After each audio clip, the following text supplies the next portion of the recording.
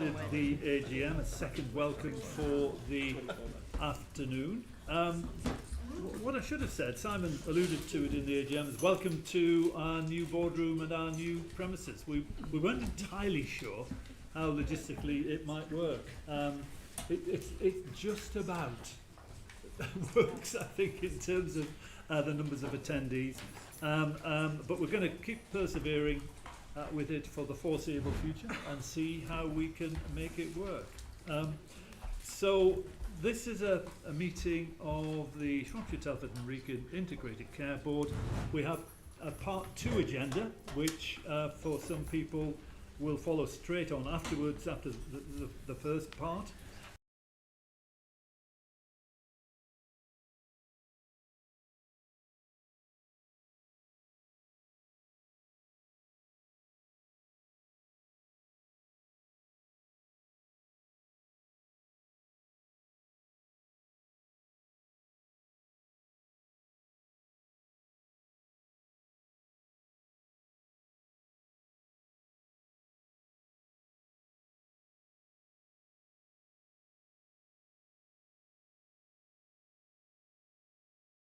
Slightly more attention to this than you might otherwise. I want you to approve, please, the appointment of Andy Begley as the chair of SHIP. David Sidaway is the chair of TWIP. We've also I'm asking you to approve the appointment of Harry Turner as the chair of the People, Inclusion and Culture Committee, and to reaffirm the appointments of other committee chairs. The difference with those is that we're now adding the System Transformation Group as, if you like, an official committee of this board, and that is chair. Play in our health and care system. There are a integrated approach to medicines, a real partnership approach, and brings together different sectors of pharmacy to ensure that patients get the most out of their medicines. So this ensures making sure that there is safe transfer of care relating to the medicines, and where it's appropriate, structured reviews to make sure that patients understand and are able to safely use the medications that they take regularly. So I will stop there and I will hand over to our ICS Chief Pharmacist, Minesh, who will introduce the rest of the team and talk us through the service. Thank you very much. Thank you very much, everyone. If it's all right, if I can stand chair. All right, thank you for my use. And thank you very much for noting that is World Pharmacist Day, and happy World Pharmacist Day to everyone. This is certainly a first for us, and it's really important that we, as a pharmacy integrated care system, we get that recognition, because pharmacists have absolutely been critical during the pandemic and staying open and supporting our patients and our public. So today we'd like to give you a brief presentation and a patient journey as well, and a patient story around how this service, the Discharge to Medicine service, which is an integrated service, has really supported them in their journey around opioid prescribing. This service involves PCN pharmacists, our orthopaedic hospital, our acute hospital, and more importantly, and equally as important, our community pharmacy as well. So please take the time to listen. Be welcome to some questions afterwards as well. But the Discharge Medicine service, and what I'd like to do is invite Caroline, Peter and Hayley to do the presentation. Hi, I'm Hayley. I'm the Deputy Chief Pharmacist over at Shrewsbury Telford Hospital. I'm assuming I can ask for the next slide, if that's possible. Yeah, yes, video so, please. The next slide has got a link to our video. Great, thank you. Discharge Medicine service is an essential service that community pharmacies provide. It involves us pharmacy teams in the hospital identifying a patient which would benefit from follow-up with their community pharmacy, support them with their medicines following their hospital discharge. So it's about providing continuity of care for our patients once they leave our hospital environment. The patients are started on new medications or they've had changes to their existing medications. We don't just want to make these changes and then discharge a patient back home without any support. So by providing a referral, it enables ongoing care for our patients after they leave the hospital setting. So as a community pharmacy, my involvement is actually sure that the transition of care from secondary care to primary care is carried on once that the patient comes into the care of the primary care team.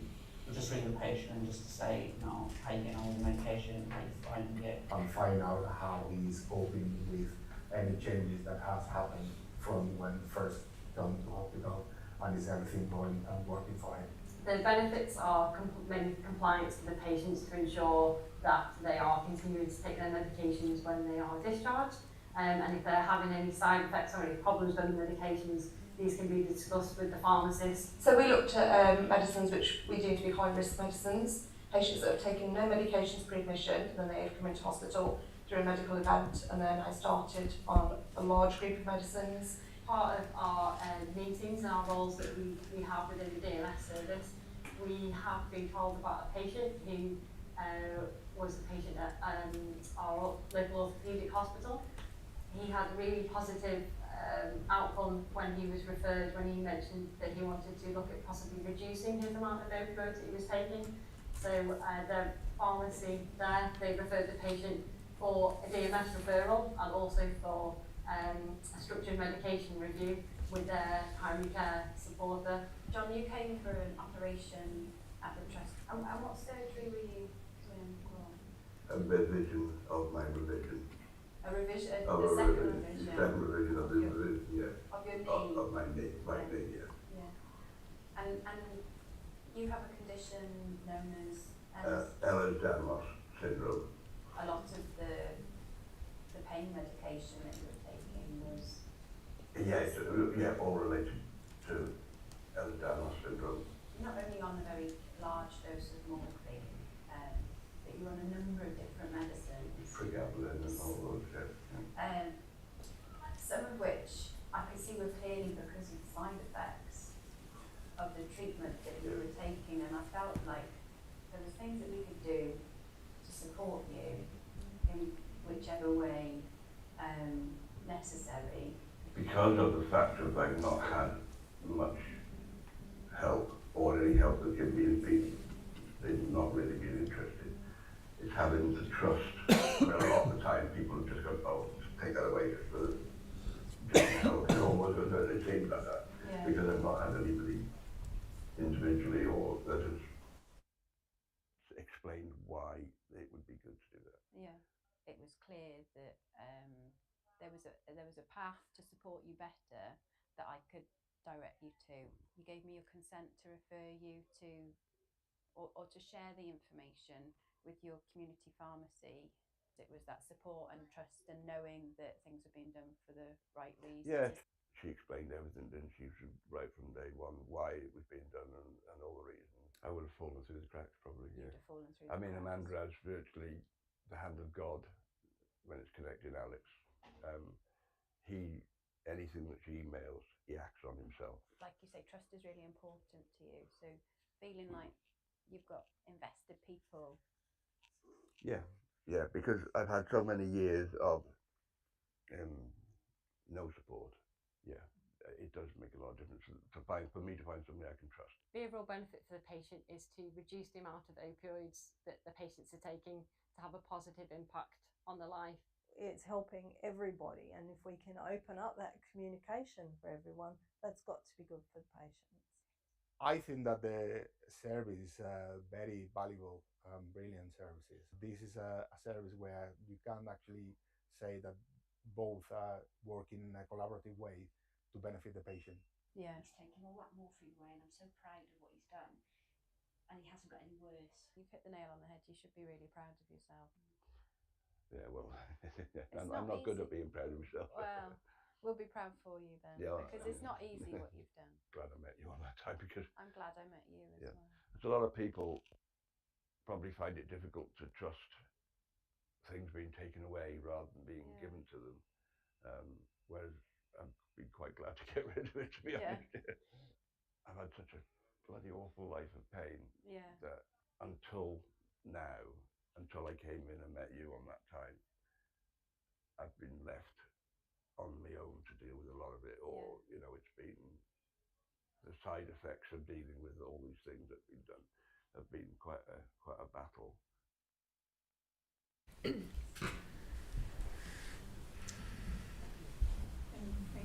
I'm just going to go through a few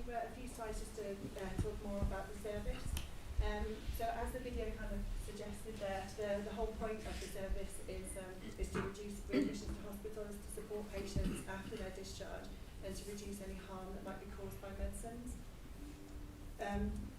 What have we done across the ICS, the system, to kind of support and get this system in place, this process in place? We did quite a lot of work within our organisations just to make sure that we were in a position to do the referrals, because that's obviously key at the start. So we reviewed all of our SOPs, we did training for our meds management teams to help them identify patients during their admissions. We gave them sort of specific groups to look at initially, so patients who might be on the monitored dosage system, where they might have restricted supply of medicines, or substance misuse patients, or anyone who might have just had a new medicine that's been started in hospital, and having that follow-up when they leave hospital about what that medicine is and how they're getting on with it would be really important and really helpful. We were really lucky at the start of this process that we had 12 months worth of funding for an admin support worker. So each organisation within our system was given that funding, and that made a huge difference in how we could sort of process the referrals and put those in place. And we have screening tools that are in place as well that sort of develop, identify patients, either if they've had if they're on high risk medicines, such as epilepsy medicines, where we can really follow those patients out because of the risk to them. And as I said, the referral numbers that we've got have really increased, and you can see the sort of tipping point, and that was when we introduced an admin person into our teams at all of our organisations in the system. So this is roughly where we're sort of averaging out. So we've got over 1,000 referrals within the system that come from secondary care out into community pharmacy, and we're sort of up around the 1,500 mark, which is significant. Something that we identified as a system, nationally not many places actually have DMS within their paediatric section, so they really target adult patients, but we felt as a system this is something that we should be looking at. So we implemented referrals for our paediatric patients in July 23, and that's going really well. It really helps support the parents of children when they've got any new medicines that might have been started.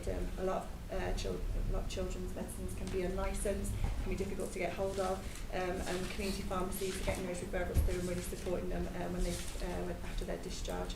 And so that has actually made a huge impact. Some of the challenges that we face as a system, which I'm sure you're probably aware of, but we do border Wales. And because of that, they do have a different healthcare system in place. And so initially that was something that we weren't able to do, so our Welsh patients weren't able to get a referral to their community pharmacies. But I'm sort of pleased to say in the last month, we've actually worked with our colleagues over in Wales, and we now have a mechanism for enabling that. So now we are referring our Welsh patients to their community pharmacies for follow-up, so we've certainly tackled that. In terms of completion rate of referral, so we can refer out to community pharmacies, but it's important that they actually follow them up and they are completed. So that was an initial challenge, and Peter will probably come on in a bit to how we are working collaboratively to tackle that. Our completion rates as a system are very good, and so that's all due to the way that we are working together. But we do have within our system dispensing doctors and practices, and that is an area that we would like to look at and how we can refer into those practices at the moment, because the use of the farm outcomes is really just for community pharmacies, and that's sort of a limitation for us. That's something that we are looking to tackle in the future. We have our working group, so we call it our DMS and Overprescribing System Oversight Group, so it's a bit of a mouthful. But we meet monthly, and we make sure that we are all on the same page, that we are looking at the cohorts of patients, and we are working together to make sure that this service works. It works well for our patients. We've got all the key stakeholders there, so we have representation from all of our organisations. We have community pharmacy as well that sit around that table, in the ICB, and we are all working together to make sure this process works. And we also have a representative from that group that goes to the LPC as well, which is the local pharmaceutical committee, so that we are linking in with our primary care providers. And I'll hand over to Peter to talk a bit about collaboration. Thank you, Hayley. My name is Peter Copper. I'm Chief Officer for Community Pharmacy Shropshire, previously known as the LPC, representing the community pharmacists across Shropshire, Telford and Wrekin. So, collaborating with system partners, the four trusts, particularly, and the ICB, we have, as Hayley said, a collaborative approach. So, data is shared with through the ICB to LPC to enable us to try and target those pharmacies where completion rates aren't what they should be. As an essential service, pharmacies are expected to deliver the service, and it means that our job really is to make sure that they are delivering the service effectively, but also ensure that there's inequality in patient outcomes, so everybody has the chance to access that where it's deemed necessary from a quality perspective and targeted for those targeted patients. Each trust has their own system. The staff at Shropshire and Telford work a manual system, so the data is input manually. The referral comes through electronically into an IT system called Farm Outcomes, which then the pharmacy picks up at a local level. That then is acted upon normally within the first 3 days, working days after receiving the referral, so the pharmacist can then identify if all the data is correct. All the medication changes there are noted, and that they can compare and contrast against the current records for the patient. So then they're identifying where there's going to be a need to make changes. Secondly, then to identify if there are any prescriptions already in the system and pull those out so they can make sure that the wrong medication doesn't go through to the patient. And the third stage then is that the pharmacy will contact the patient and discuss the changes to medication and discuss support that may be needed to them to cope with that and manage their medicines effectively. Where we're going with the group, we do look at the trends, we look at the data, we identify good practice, and try and make sure where there are issues with pharmacies that we try and address those alongside the pharmacy contractor and their teams, linking more widely as well where we need to try and address those problems and complete those consultations effectively.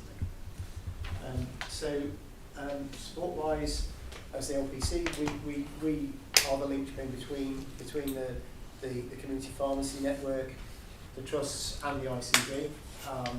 We try and make sure that the pharmacies recognise what the benefits are, how they can overcome barriers to completing. We know from talking to our contractors that pharmacy is a very, very pressured environment currently, from a national contract perspective, from a medicine supply perspective and staffing perspective. So where there are problems, we try and help them identify solutions. For example, the first two stages of the service can be carried out by a pharmacy technician as well as a pharmacist. So if a pharmacist is not available to do that and the technician's in place, then they can complete that. We try and make sure that we do visit pharmacies where we can. Our services implementation lead is on maternity leave at the moment, so that's been more difficult, but we are trying to target that engagement where it's needed. We're working on the trends and how we can manage that. Try and feedback ideas through the task and finish group, and as I say, advise pharmacies on the skill mix to ensure that they're managing the service effectively.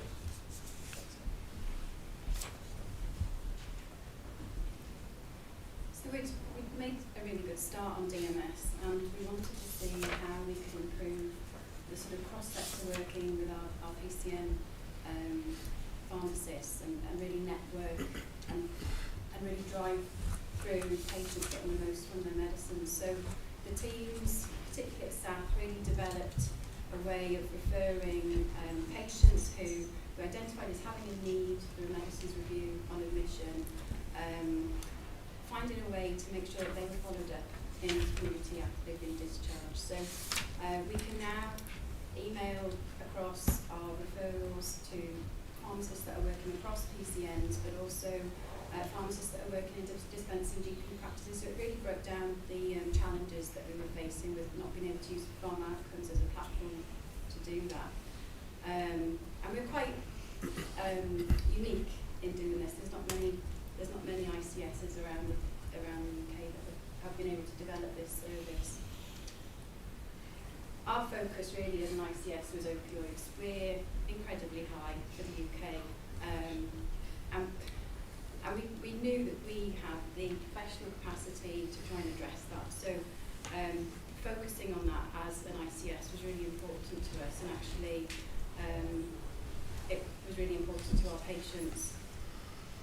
So opioid reduction and cross-sector working, you saw in that video, that's what we were sort of trying to work towards, creating a bit more of a structure around. So high-dose opioids for us, I work at the orthopaedic, it's not necessarily predictive for poor pain control post-operatively. So they wouldn't necessarily flag us down, that sort of patient.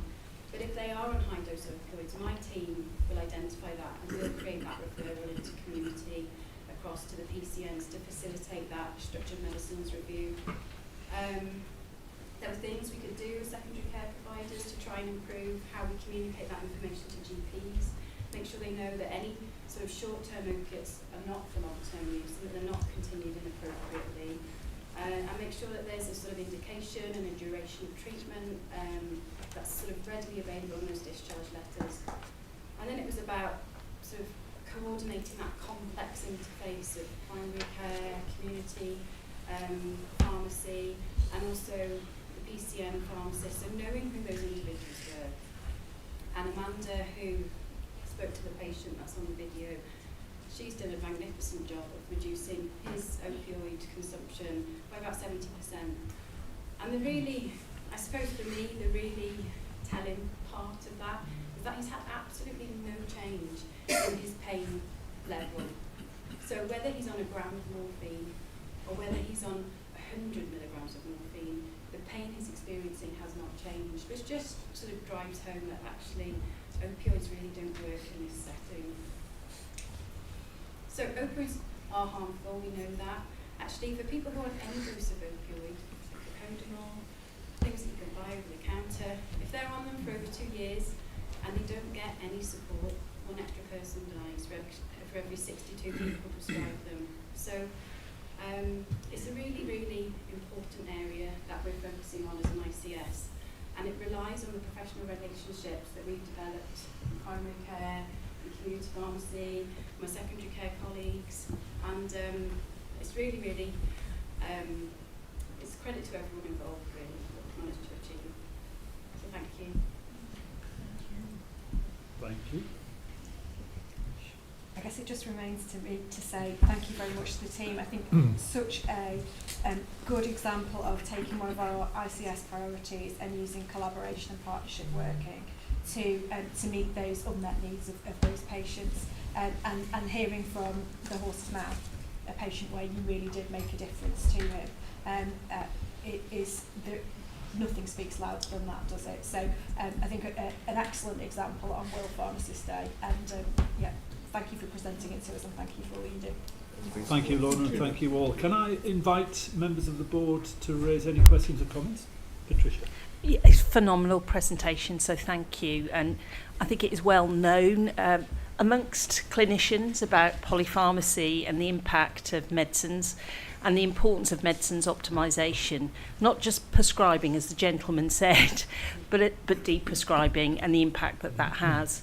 As a chief executive of a community trust, but more importantly a practicing district nurse, I often go into people's homes, and when you're doing that initial assessment of, so what are you taking? Oh, these and these from my doctor, and all of these in the cupboard too, and you suddenly realise perhaps why they've been into hospital several times. Because either they've fallen through polypharmacy, or it's caused an exacerbation of their long-term condition, or the fact that they weren't getting the right medication and not being controlled effectively. So this has a huge impact on people's lives.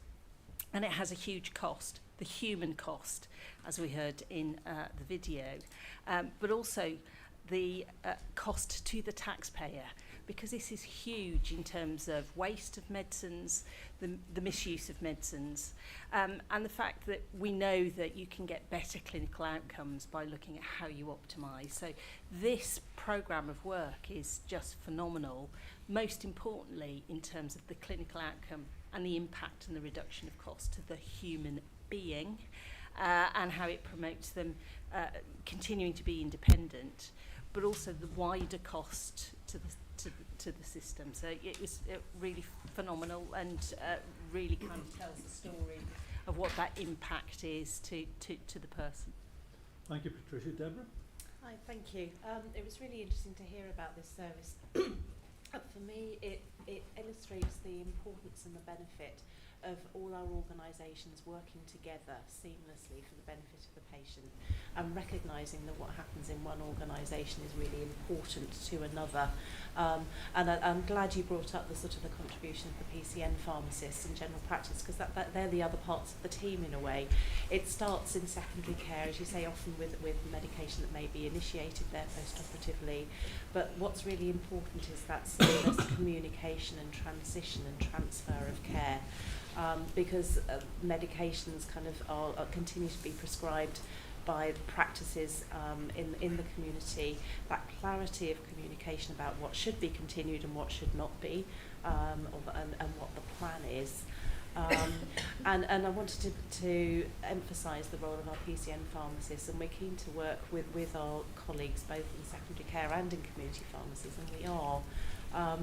Particularly, as you say, around the dispensing practices, and my PCN is very rural in southwest Shropshire, and my PCN pharmacists very definitely pick up those referrals and can do the SMRs.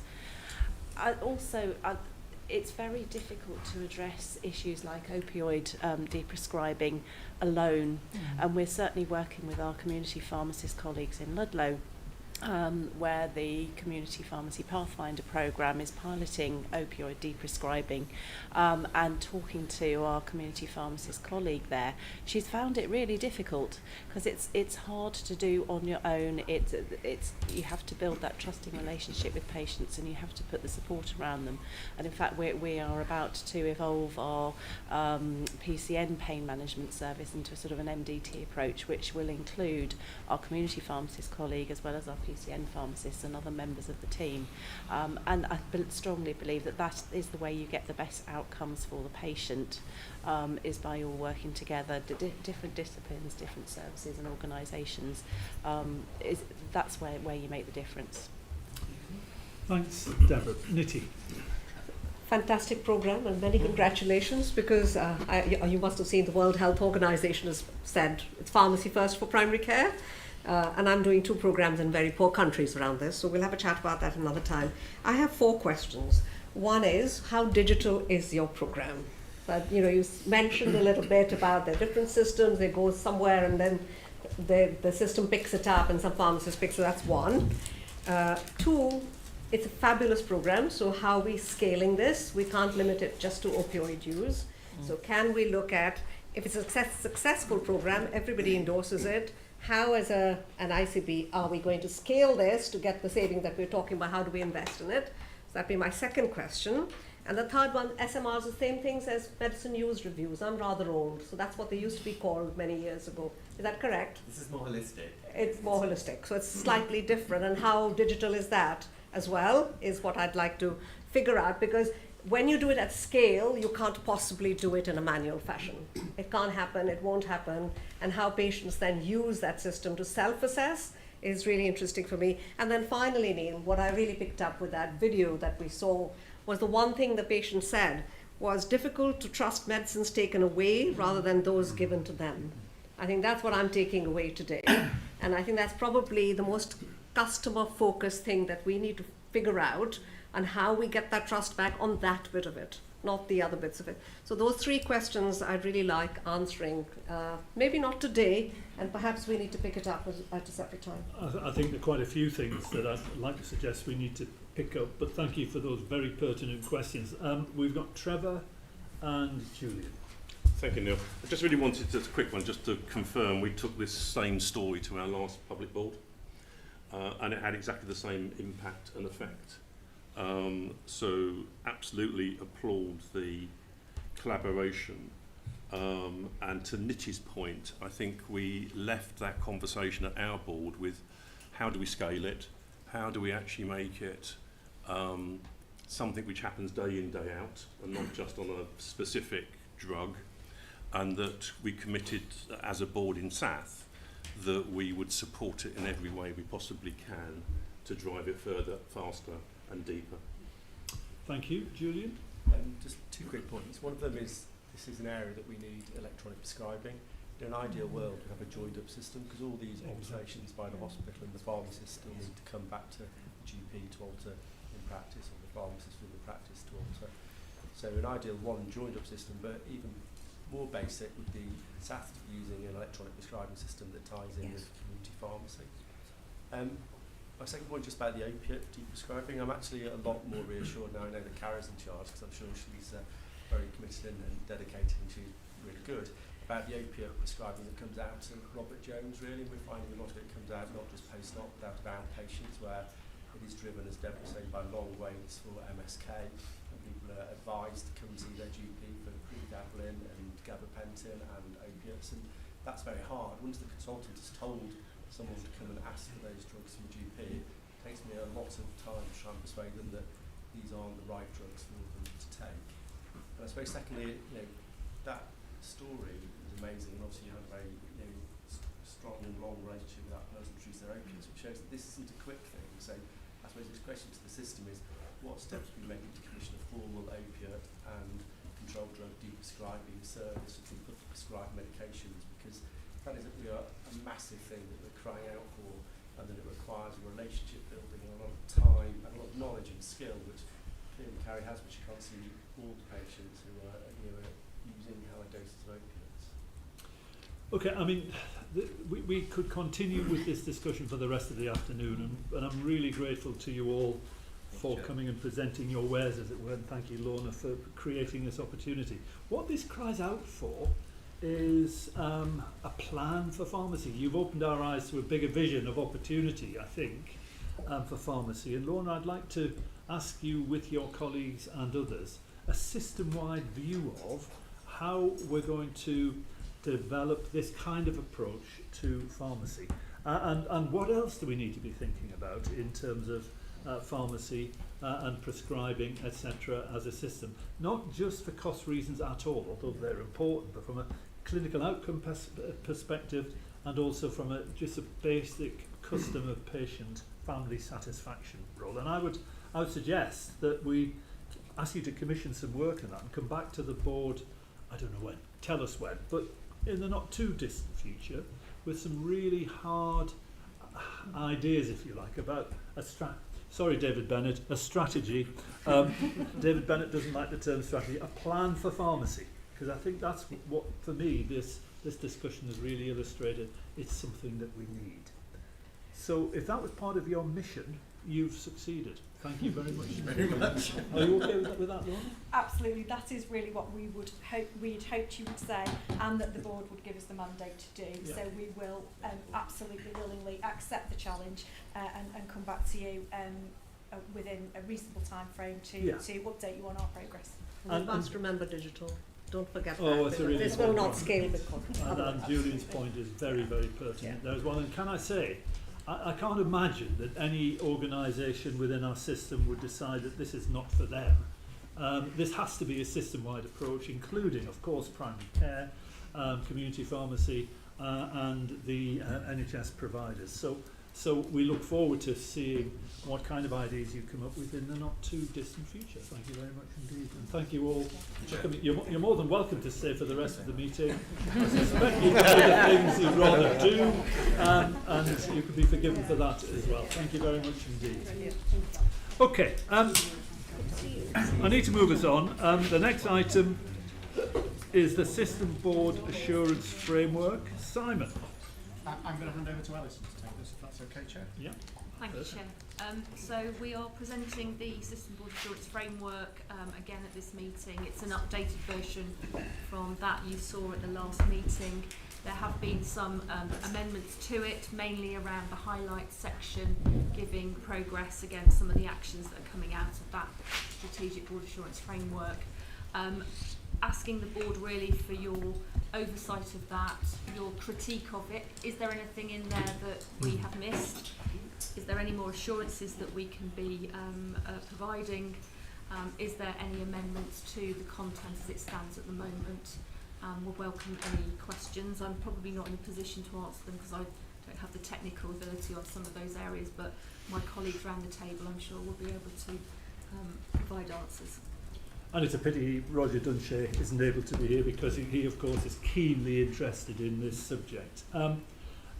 Any comments? I mean, the ask under section 3.1 of the paper to review the framework, consider that the risks are being properly managed, etc. Big asks for a discussion in a meeting like this, but they're very, very relevant. Harry, did you want to come in? Yeah, I've got 2 or 3 things to comment on this. I mean, the first thing is I think the layout of the SBAF as it is better. You can actually see them, and the way you continue the sort of the conversation across the page I think is really helpful. I think it's work in progress. I think there's probably more to do. But if I could just widen that comment, and I say this against the backdrop of a 2-year-old organisation that's developing its governance, and there have been changes in those 2 years, and of course the comments from the audits which you've circulated. We had a meeting last week which Alison put together with I forgot the person's name now from GGI. I suppose I had to leave early, but it was a really good conversation. Drew up a number of potential improvements to our total governance, particularly around the committees, what they're focusing on, and I think maybe it's time just to reflect on that. Are the chair's reports properly structured? Are they reported in the right place? Is there a work plan for each committee? Are the terms of reference still appropriate? Broader than that, I think, from now on, we need to develop a risk register separate to the sort of BAF. And then, of course, that's complicated because how do you populate that risk register? What's the source data, etc. But I just think there's a bit more work we need to do on the totality of risk. And I think we had a good conversation, Alison, didn't we? We just need to have a plan, probably led by Roger and the audit committee, to move this on again now, I think. So I just would like to put that. Thanks, Harry. Simon? The System Transformation Group had that same conversation this morning, Harry, in terms of saying, yeah, can see the progress that's been made, but opportunity to really think about terms of, we talked about the terms of reference for the group, for the committee this morning as well, and are we focusing on the right areas? Are we making sure we're not duplicating?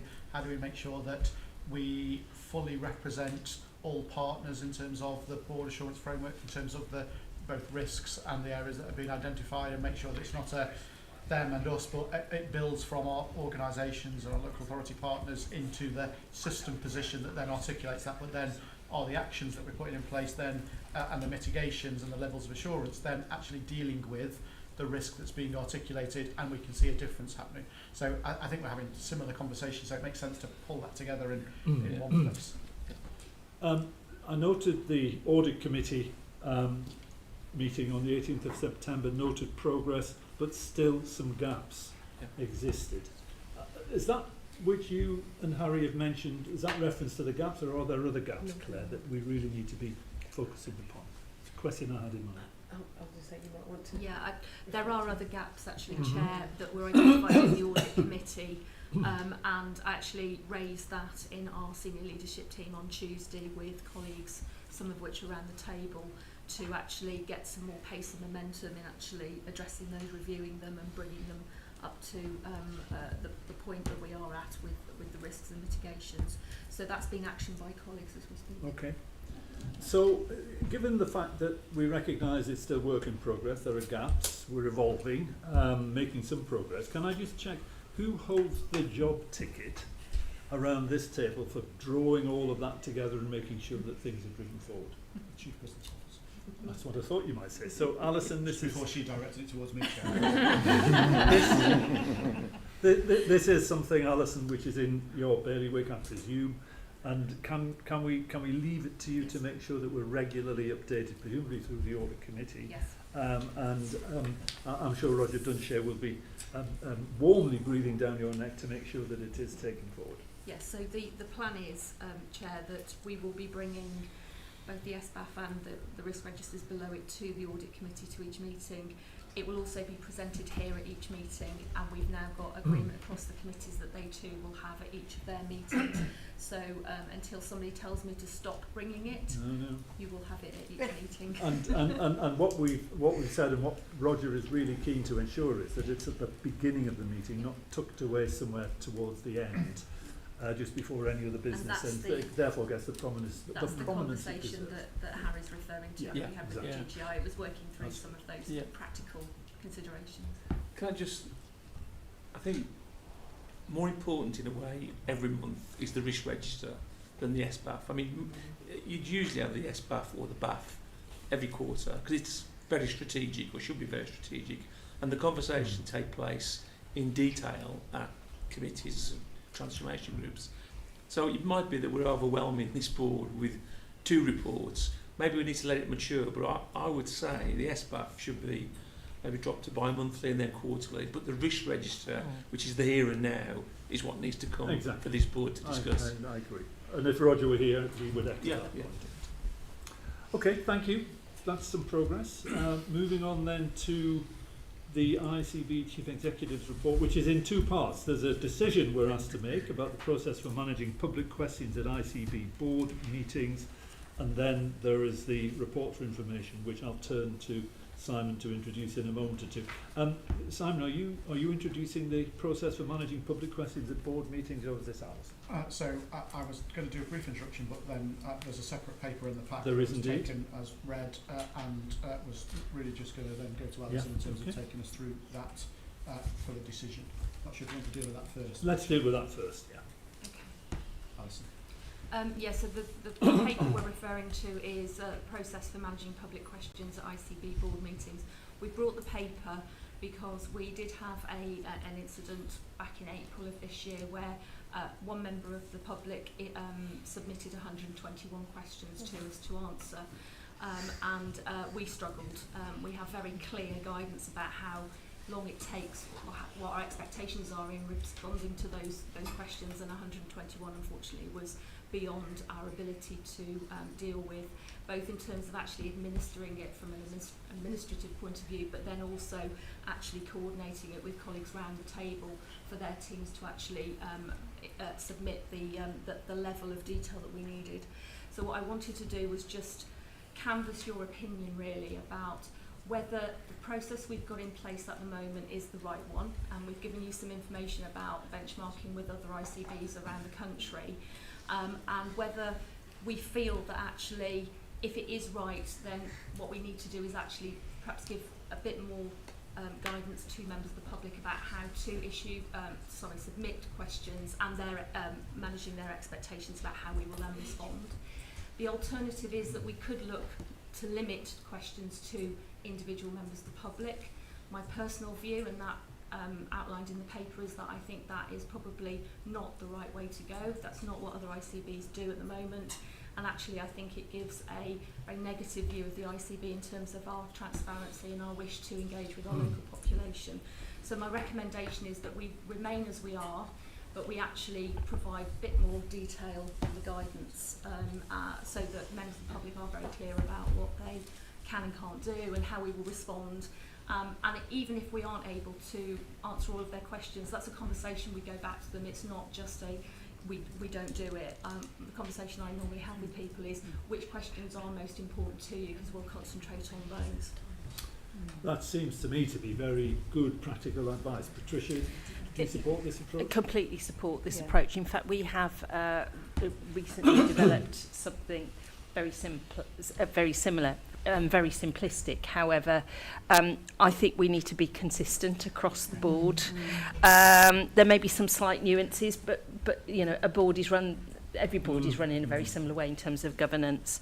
I completely agree with you. I think this isn't about limiting questions from members of the public, because that's important, but it's about guidance around where those questions are best landed in terms of other groups or whatever. So yeah, I think it's about giving clarity around what the purpose of this board is, how people interact and what the expectations are, making sure that the questions relate to areas of the agenda as well. If there are other questions, then how can they get those answered and how can they interact? So completely agree. So clarity and consistency. And Joe, do you bring with you from the Birmingham system any advice about how it might be dealt with, or are you happy to follow the recommendations? Good approach. Yeah. Good. Thank you very much indeed. Tina? Yeah, just the other thing we've done is put it as a very early agenda item on the agenda rather than it being towards the end, because it's really important, isn't it? That we, it's normally nearer the front, isn't it? Perhaps this one is, I don't know. I haven't. It's normally the ours, first third. Ours was right at the end, so we've brought ours up too.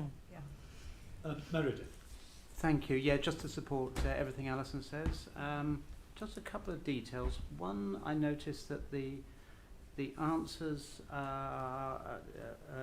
should relate to commissioning, I think it said.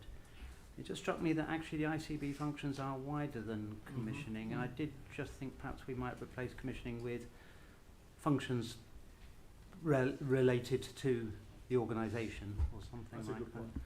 Yeah. Secondly, I think we started getting into the habit of letting the board members see the questions and answers before they were issued, but I think I've lost track of whether that's still happening. I think it's important for the board to see the answers first, just so that the answers come from the board, not just the executive. Totally support that, Meredith. Agreed. Thank you. Thank you. Julian and then Harry.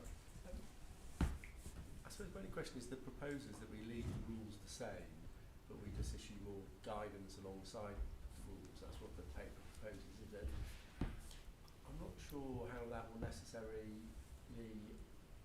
affect the ability of the public not to put in what we feel are excessive questions, really, if we're not changing the words, if we're just providing guidelines to go alongside it.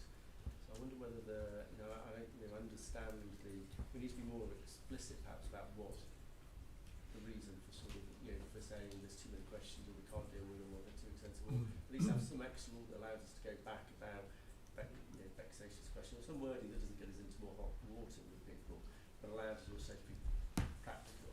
I mean, it's always been an issue, I think, that the small amount of time people have. The board papers are released on the Friday and the questions are on the Monday. So the timing is a challenge. But I think in terms of just saying we've got a problem, so we're going to review our guidelines and the rules are fine, but we just need to have more words around them. I'm not sure that's enough to stop what we're talking about happening. Well, let's ask Alison to think about it. I mean, let's be honest. The people who raise questions with us will continue to raise questions with us, irrespective of the guidelines. And I think the guidelines, as much as anything else, are for Alison and her team to be able to operate within a prescribed framework. But if we can clarify that point, Julian, then I think we should do just that. So if you could give that some thought, that'd be helpful. Lynn, did you want to come in on this point before I bring in Harry? Yep. Yeah, that'd be really helpful. For me, I think this is a bigger issue than just the questions that come to the board. I think part of the problem is that the public, maybe it's a problem, maybe it's not, but the public see us as an ICS. What they can't distinguish between is an ICS and an ICB. That means nothing. So you are always going to get questions from people that maybe may not be relevant to the ICB. And this is a similar problem that we're facing with complaints across the system, because quite often complaints involve several partners. And so for me, the argument I've had towards getting an ICS approach to complaints is the same as this. Because what you need to be able to do is take it in as an ICS, because it's not the public's fault that they don't know who it should go to, and then within the ICS determine who is best to answer parts of the question. Because the NHS complaints process says the same thing should happen with a complaint, and it rarely happens. So what a member of the public is told, oh, that's nothing to do with us, so then they have to do 5 separate complaints, which adds to their frustration, which means that that process is likely to continue and they're going to continue to be dissatisfied. So I think the system does have some control over how people respond to this, but as a system you need to make a decision that you will take those comments as a system and you will respond as a system. And then that will be much clearer for the public and much easier for them to accept and understand why there might be a delay because of that internal communication that's required. But I think you just need to be a little bit clearer for the public in terms of that expectation, because they think the ICB and the ICS are the same thing. Yeah, it's a fair point. One thing we need to guard against is any suggestion that we around this table are the single funnel for any complaints about any aspect of service anywhere within the system, because that would be inappropriate and would undermine the responsibilities of NHS Trust, for example. I think we've got a perennial task to explain. Simon put up a slide about what does the ICS do. We've got a perennial task to explain to people what our mission is and how we differ from other organisations. But again, your point is well made. Whether that can be reflected in guidance, I'm not sure. Now listen again, I'm sorry, you might want to just give that a bit of thought as part of the redraft as well. Yeah, I think it's a wider issue. So it might be conversations between partners about if we do receive those kind of questions and we're not in a position to answer it, rather than just going back and saying you need to go X, we actually proactively move that to our partner's desk, and that's done in a planned way through a process. So I mean, I think that's probably a discussion for development, and I'm happy to take that away as now. Harry, I'm going to take the last comment on this from Harry before I try and move this on. 2 things. Firstly, just building on the point that I talked to the comms guys upstairs about the sort of the public engagement. I can't remember what it was called now, to be honest. Whilst it's early days, that actually may be a way of dealing with both system issues, maybe heading off some of these things as it matures. But that's just a thought that's worth thinking about. The People's Network. The People's Network. Yeah, sorry, I couldn't remember. Second point, I'm completely comfortable with consistency, completely, and we'd adopt this.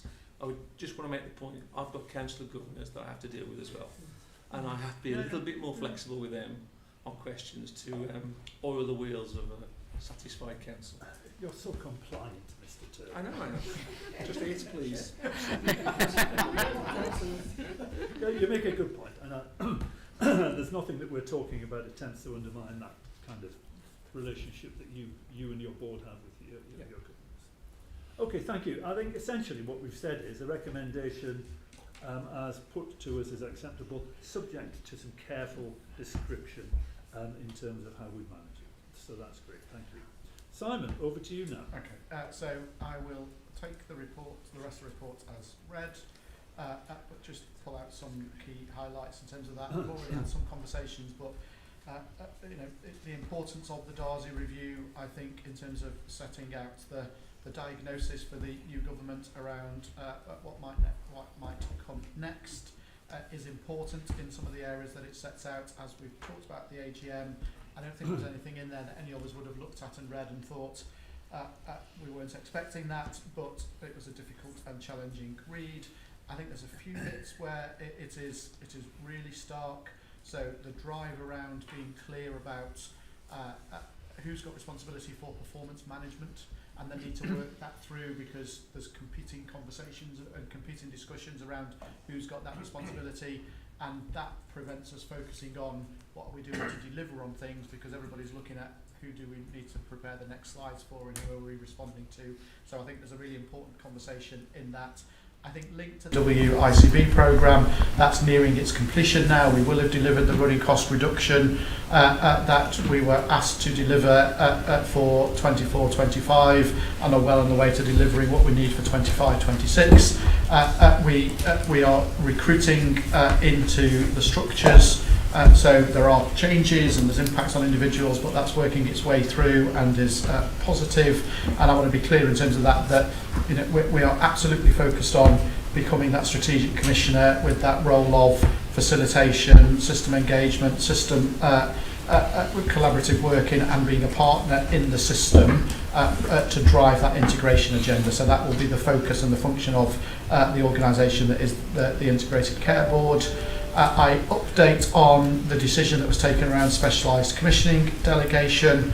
I talk about the work that PwC are currently working with us on in terms of the financial improvement programme. We're now into phase 2 of that nationally mandated programme to really look at de-risking the plans for 24-25 and supporting the delivery of the efficiency programme in 24-25, as well as developing that pipeline for 25-26. I talk about the GP Access Summary Report Survey. We've previously talked about the Shropshire one. This is the Health Watch Shropshire one. This is the Health Watch Telford and Wrekin one. The response to that will go to the Health and Wellbeing Board. There's been a piece of work undertaken around a quality governance review. It's been a 12-month piece of work in terms of that, but it was important that the board had visibility on the review. I know that Chair of Quality Performance with Meredith and Chief Nurse are cited on this, are working on this, are clear in terms of the action plan and taking that forward, but we just bring that for board visibility. And we're going to come on to the joint forward plan for 24-25, recognising that we completed the actions that were in it for 23-24, and we're already in September in 24-25 because it was delayed because of the pre-election guidance. So it's a slightly artificial in terms of 24-25, but we're dealing with that in the right way. The final point from me, Chair, I've not put it in the report, is recognising that this is your last meeting in terms of in public. And it would be remiss of me, given I'd not notified you in advance if I raise it under any other business, because you might have said no, that I deal with it in this point to say thank you and to recognise the work that you've delivered on behalf of Shropshire, Telford and Wrekin, the leadership that you've provided, the support that you've offered for me and for colleagues around the table. I've worked with you previously in another system, and you will be missed in Shropshire, Telford and Wrekin, and we wish you the very best to enjoy your retirement. Yeah. Thank you.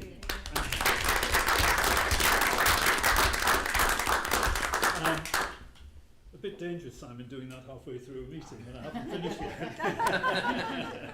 It's very kind of you. I have some things I wanted to say under any of the business. I've given myself permission to say them, and I'll keep my powder dry until then. But thank you for the warmth of your comments. They're very, very much appreciated.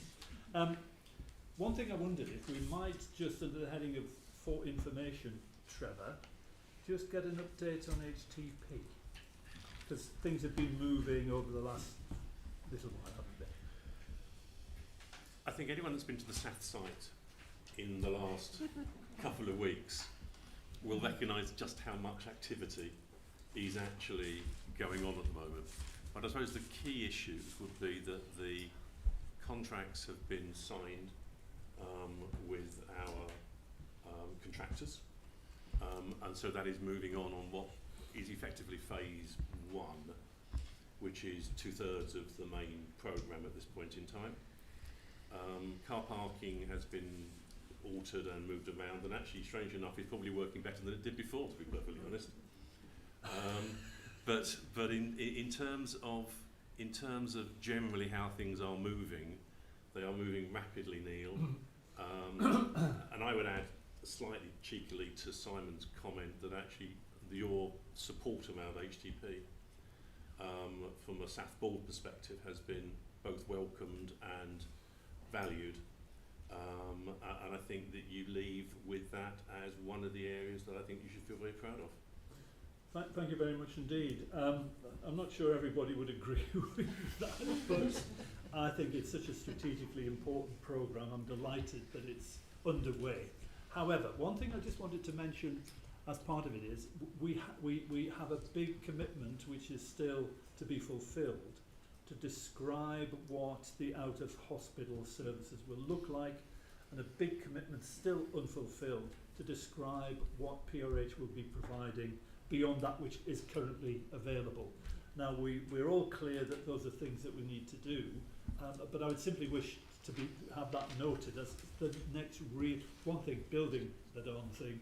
It's another thing making it work as we'd expected with all of those parts that I've mentioned and many other things as well. But great progress, and thanks to the Southport for the things. And just as a final comment, Neil, and you know I've said this a number of occasions, I actually think that HTP should be renamed as Healthcare Transformation Programme, because I think that actually the SAF building is a building. The actual integration of care pathways that leads to and from that is actually more important than actually what's being developed in terms of the hospital. Yeah, thank you. Julia. I had a question, but two comments. One, I've heard a very important thing today, and that was that I say that the patient car park number 3 is a great find, and I don't think anyone's discovered that. I got stuck behind lots of cars in car park 0, 1 and 2, and then thought I'm abandoning my car somewhere. A magic car park appeared with its own entrance, so that's very good. And clearly, obviously, saying goodbye to Julia. Is a massively important step. It's been a great input into the system. But my question really was about the Health Watch report for GP access in Telford. Now, clearly I've seen the summary report, which is available on the Telford and Wrekin Council's website, I think, and also on the Health Watch site. I've not been able to access the actual final report, so I don't know what it says. I've not seen it. It's not attached to Simon. Presumably that's... I would like to see, I'd be happy to see it. Yeah. Obviously we represent practice across Shropshire, Telford and Wrekin, and it would be, I see there's a working group between the Council, Health Watch and the ICB. It might be good to have primary care represented in that. So I'd be happy to be involved in that as chair. Can anyone comment on why the full report isn't available? Is that just a glitch? It's a timing. It's a timing situation in terms of the Health and Wellbeing Board and the agreement with colleagues in terms of what was published when, and we were going to end up in a situation where then we were out of kilter in terms of this board, so it's purely a timing thing in terms of that. Welcome to see it. Okay, and will we see something similar from Shropshire Health Watch? Well, we used publicly accessible data previously to do a GP report, but if there is a call for a Shropshire version, then we're happy to work with the council, as Telford and Wrekin have done, which is why they got so many responses. Can we have a look at that and see whether there is a case for doing that? Dr. Povey seems to be pulling a face. I'm not sure. No, I've read the Shropshire one as well. Now I'm very welcome. I think it's a big piece of work that Telford and Wrekin Council did, and I'm not sure we know what the challenges are in Shropshire. It may highlight them more a further report, but I think that Telford one's been done in a very different way and share it from a different perspective, but it still equally is. Both are valid, but they've been done differently. The Shropshire one I've seen, and I now understand why the Telford and Wrekin Health Watch one isn't. I'm not sure who's from Telford. None of us, nobody here is from Telford and Wrekin.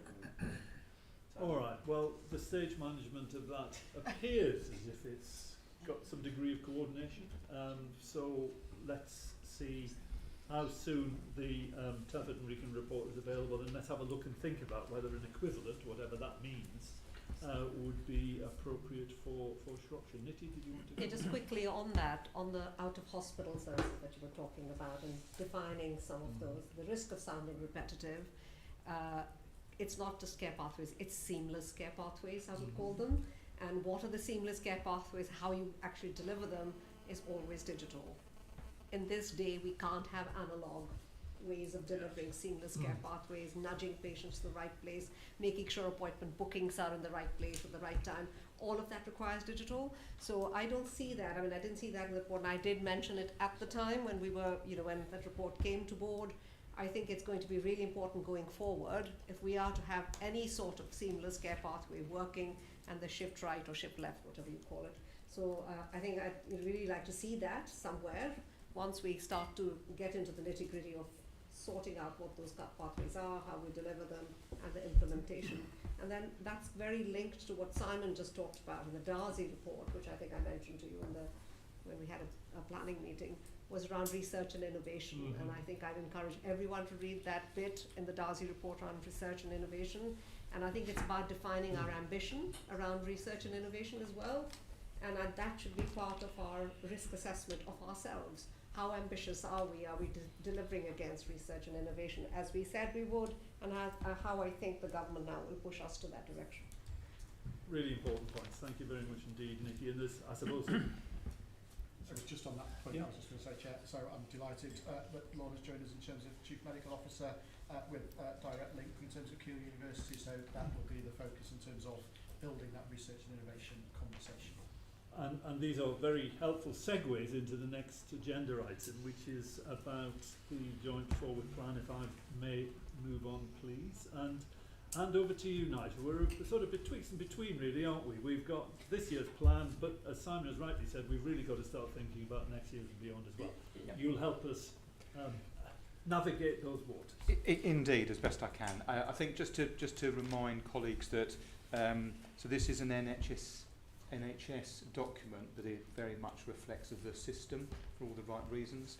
I think, as Simon has said, we've looked at what we did during 23-24, and again, just reminding everybody, that was the first year of joint forward plans.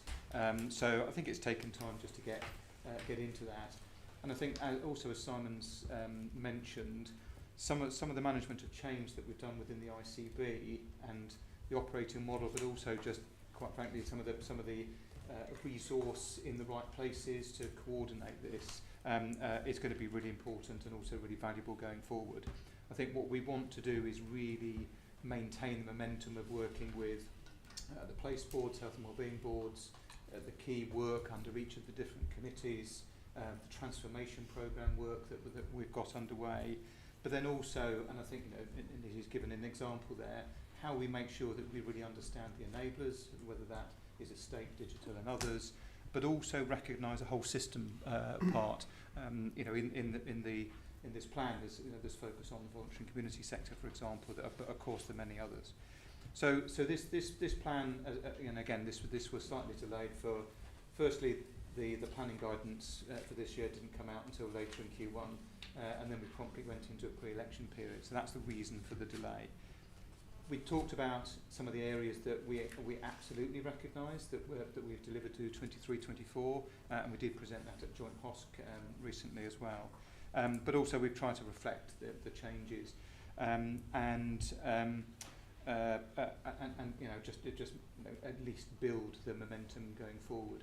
I think what we absolutely recognise, and again, Jay, you've mentioned that we have got momentum, and I think increasingly we've been talking about that, and like I say, the work on places, which again is multi-partner, it is an example of that.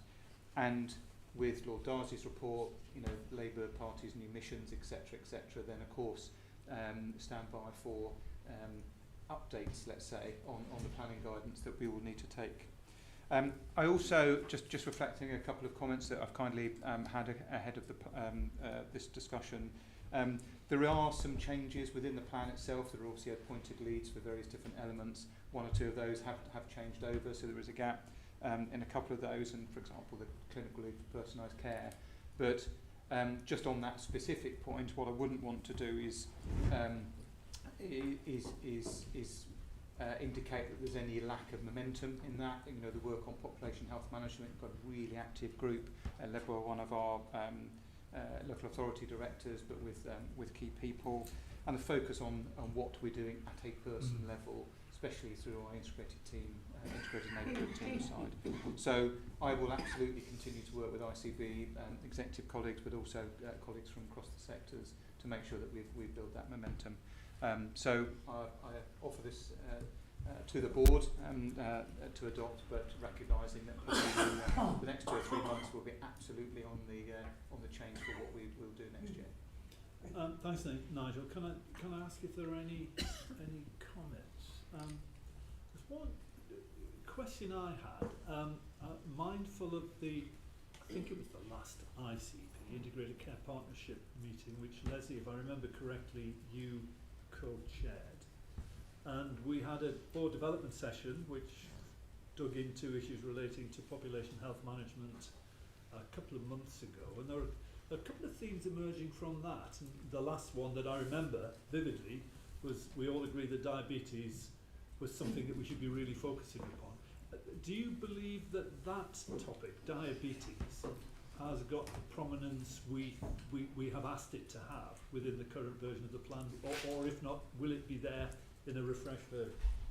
Probably ever so slightly the latter. I think a couple of things have happened, and I know Meredith, the chair QPC has been absolutely on the same priority focus. I think what we've had is we've had a number of priority areas within clinical pathways.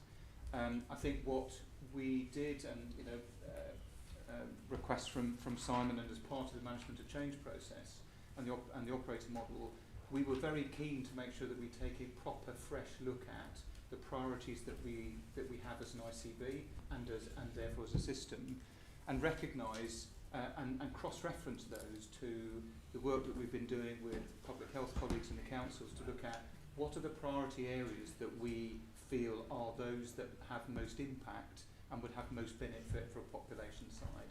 And I know Ian with colleagues as well, that cross-references again to long-term conditions analysis. So a long-winded way of saying diabetes is absolutely one of in our top 2 or 3 priority areas, and absolutely will focus alongside cardiovascular disease as another one, and then the work that we want to do on children and young people, particularly mental health. So yes, what we are doing though is making sure that we check the work that is going on now, link the data that we've got from 2 or 3 different sources, and as the management of change has also created different resource to support those projects, reset that with Lorna from a clinical perspective and other colleagues, with a commissioning intention and with the resource to get on and do those elements of the work in a more coordinated way, and link it back to the measures of effectiveness that everyone would recognise. And if I may, at the ICP meeting we're planning to have at the end of October, accepting that will be Telford's turn to chair, with our local authority colleagues, we've done a lot of work to try and look in detail at measures of effectiveness at the population level that we would recommend to the ICP. And the date of that meeting, as Leslie and I discussed a week or so ago, has changed, but you're planning to take advantage of the fact that it's a board development session and somehow harness that with the ICP agenda. That's in your mind? Correct, yes, absolutely. I think we were really struggling to find time in really busy people's diaries, and I think we've also had discussions here that the ICP membership overlaps quite significantly with this board, and it wouldn't be appropriate obviously to interrupt a public board, but we felt in terms of the development session, especially with some of the topics that we want to talk through, then we felt that was a really great opportunity to combine, and we can look at a plan going forward together. You happy with that, Leslie? That idea? Thank you. Meredith? Thank you. I really like this document. I think it's nice and clear and plain and very very good on the aspirations that we're aiming for. I would like to recommend some sort of deliverability test against it. So Nigel, you and I had a brief exchange around personalisation, person-centred care. There's a great deal of aspiration in the section around that, but I'd be doubtful that it can be delivered by March 2025. But that's not a bad thing as long as we start going. And I think you're saying, we want to make sure that what we say we're going to do, we can actually do it. Just like to see a bit more practicality about it all. And I suppose that's really around capacity. So much of what it says around communication, engagement, involvement, that's very much what we'd like to be able to say, but I don't know if we necessarily can deliver it in meaningful terms. So this isn't a criticism of it, it's just can we have a bit more concrete detail about how and when. And the one thing that really makes me feel a bit uncomfortable, there's lots of references to working more closely with the voluntary and community sector and making sure they're part of a provider collaborative, that we maximise their potential for affecting things at a local level. But I don't know if that's actually happening, and if it is, I haven't seen it, but just a bit more structure and certainty about that would be very, very welcome by hundreds of organisations around the area, all of whom want to be able to play a part if they can. Thank you. Very, very very salient points, and I know Ian wants to come in just a moment. I mean, in terms of deliverability, it's our usual refrain. We're not bad at writing plans, but we're not terribly good at converting them into something which we can touch and feel as representing the benchmark for delivery. So Nigel, with Ian and colleagues, please bear that point in mind. And I think in terms of the voluntary sector, the third sector, I take your point entirely. The ICB we set up with a lot of goodwill and intentions towards the third sector, which I suppose one of my valedictory remarks might be, I'm disappointed we've not taken that as far forward as we would have liked to have done. It's too late for me to make a big impression on that right now, but for my successor and for the board as a whole, I do think that's something that requires some significant attention in the not too distant future. Ian? Yeah, my comment was purely an extension to Meredith's really. It's coming into post, it's really great to see those ambitions. So Nigel and I have already had a conversation around, well, how do we make that now real in terms of delivery between now and March 25, and what can be delivered and what can't, what are the risks, etc. So I'm very keen to start driving that forward. Excellent, thank you. There's a call from the corner. Third sector corner. The third sector corner, yeah. The naughty corner. Not at all. Thank you, Meredith, for saying probably more succinctly what I'm going to say. I endorse that. I really value the words that are in the Joint Forward Plan and the way we were involved in the Joint Forward Plan before the refresh and involvement in Claire and part of that. And yeah, just say that, you know, we were coming up to this time last year where we had the big VCSA conference, which went so well, and we've had nothing since. So please engage with your voluntary sector colleagues. We're here, we've reached out several times during the year, and the Alliance is still there, ready and waiting to help if we can.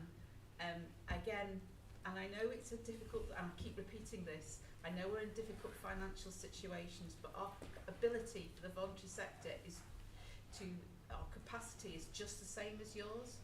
We're stretched, we're here today, this isn't our job, I'm out of this, you know, support in capacity for the voluntary sector to be able to be an equal partner would be really appreciated.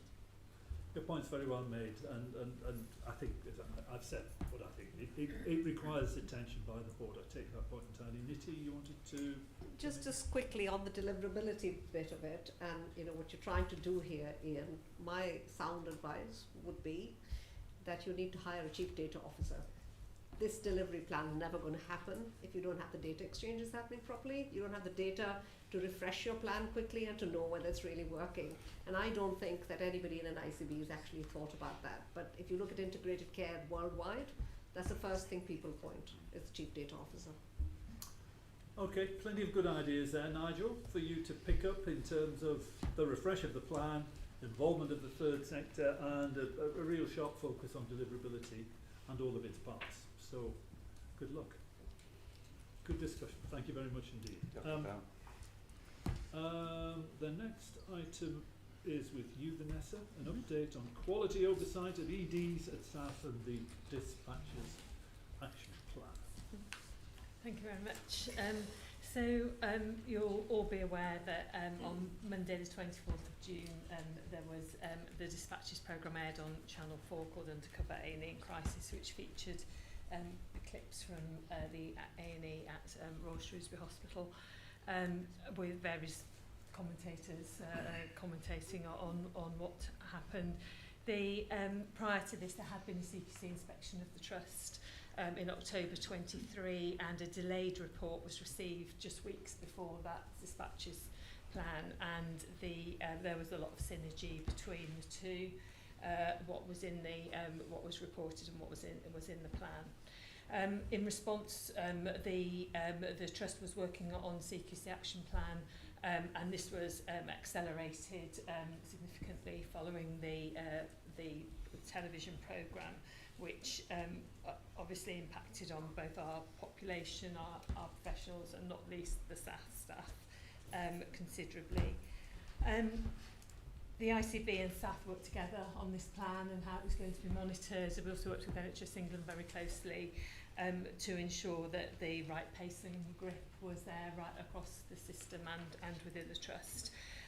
System partners also contributed, certainly how we were discharging patients and admission avoidance was really important in that, and we have seen some progress.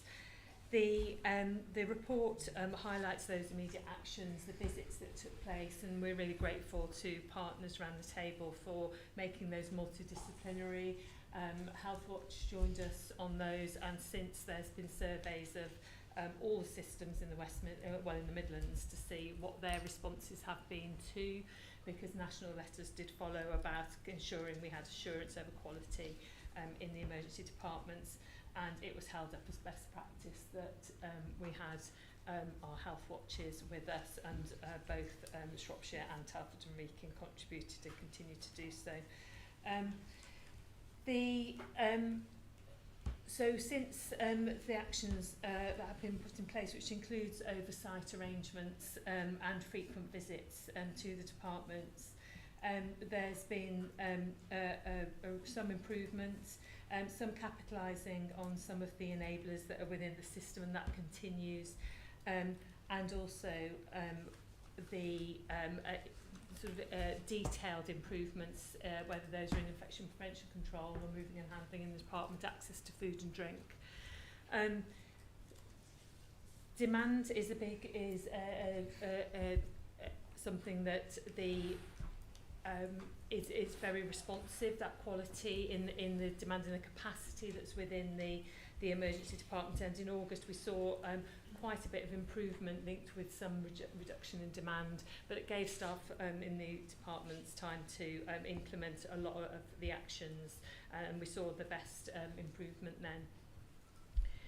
And it's about how we really sustain that going forward, and how we continue to deliver the urgent and emergency care action plan that you've previously heard about. And that was in fact reviewed and agreed that those actions were still the right ones to take forward for best effect on quality as well as performance in the emergency department. So we continue to, SAF continues to work on the action plan and embedding those actions. They are monitoring the actions weekly at their exec meeting, and we then get a copy of that afterwards so that we can discuss with staff priorities and with Hayley and John, who are leading this, the Director of Nursing and Chief Medical Director. So really the programme highlighted concerning practices. I've included the governance sort of framework for you, and happy to take any questions on our oversight, and I'm sure staff from what's actually happening on the ground perspective. But this will continue throughout the winter, and ensure that we're both supporting our staff colleagues to drive improvements in the detailed areas, but also through the Urgent Emergency Care Board that have got oversight of quality as well as performance, to make sure that as a system we're working to ensure patients are being treated in the right place. Thanks, Vanessa. Can I ask, Joe, might be a little early to ask you for a significant contribution to this, but you will have your views, and or Trevor, just to comment on how it feels for you in terms of improvements. I think as Vanessa said, a huge amount of work has been going on that doesn't in any way excuse how we found ourselves in that position in the first place. I think a lot of the improvements we're seeing has been through things like the bolstering the housekeeping service, the focus on infection control, prevention. I have one of my NEG colleagues acting as a clinical champion now, who's actually consistently going through the organisation, and particularly A&E. I know it's been one of Jo's focuses since she's been with us, and she's made such a huge difference in a number of 3 or 4 days. But it is actually moving in the right direction. I think what I just wanted to touch on was Vanessa's last point to a certain extent. Is SAF was not unique in the sense of the pressures that A&Es are under across the country. And one of the reasons why HTP is happening is because of the need to improve the infrastructure that surrounds the A&E at Shrewsbury. But coping with numbers and flow as we actually move towards winter are going to be one of the key areas that I think this board needs to be absolutely aware of, and where system partners, to your early point, Neil, about the fact this is about the system, and the hospital is not in its own right the sole enabler for actually this to improve in the way in which we all want it to actually improve. We will do our bit, we will focus on the areas that need to be focused. The heavy lifting is being done through my quality and safety committee, and the teams are fully focused on it. But it is flow, and it is actually enabling individuals to, one, be discharged more quickly and find alternates to them coming into hospital in the first place. Thank you. Joe, did you want to add it? Yeah, thank you. So the department is very close to my office, which is great because it means I can walk through ED unannounced. And I guess since arriving last week and walking in the hospital, the first thing you think of is, would I have care in this hospital? And I think there's an element of yes I would, and there's things that we could do a lot better. What I can say is when I went in ED last week, and also I changed the day this week and last week, so they didn't expect me on a certain morning, there is some compassionate care being delivered, and there's breakfast being served, and there is a lot of people who are doing their best despite the fact that, Trevor said, the numbers, we know they're patients and we want to do better, so we are sorry for the care that they've delivered. And I guess the two bits is we had the urgent care board yesterday. There is only so many people you can put through that department, and at a point where it becomes congested, and we need to work as a system, which there was the commitment yesterday. And the other thing, and it is in Vanessa's paper, is every single member of the department, whilst walking around and smiling and delivering compassionate care, is pretty sad and broken about seeing themselves on the TV. And I can't underestimate the impact of that. There was a comment about the psychological support, but they are embarrassed about that care. So there's somehow that, whilst apologising, we also need to let them know that they are doing their best under extreme circumstances. That point is well made, and thank you for that. Tina, did you want to come in on this? I was going to make that point before Joe made it. There will be an awful lot of really good staff doing their absolute best to deliver care to patients under very difficult circumstances, and we mustn't ever forget that. Yeah. And I think, as Trevor says, it's incumbent on all of us to support staff with this programme of work. It's not just about the hospitals, isn't it? The only question I had, Vanessa, was very often when you find pockets of poor care, it's for a whole raft of reasons, partly the pressure and so on, things that have been described, but it's also sometimes about the culture in that department and people feeling safe to be able to raise concerns and speak up. And I just wonder what's being done on that front, in staff feeling safe to speak up when they see care that is not of the standard it should be. Yep. Joe, did you want to? Yeah, I'm happy to pick that up. So that's a key piece of work that I know that Trevor and the board are supporting me with. I have to say, walking around the department, they're very happy to talk to me, which is great. I think it's the actions now that we're taking to let them know that we are listening and how we're supporting them. But we will be doing more on that, and obviously this week is Inclusion Week as well, so that they know they feel safe. And I can just support that with the visits that we've done. Staff have been really open and honest with us as well. Yeah, that's encouraging. Ian? Yeah, I was just going to reflect on the urgent emergency care book group we had yesterday as well. There's certainly I got a vibe and a real can-do attitude from all system partners in that group, that they want to be better. We as a system have responsibility to make it better. Lots of good improvement that's gone on, but we've agreed we're going to take a stock take on all that and say, actually, what are we doing now? Is that making the impact we want it to, for the benefit of our patients? And what do we need to do now as we go into more challenging months, such as winter?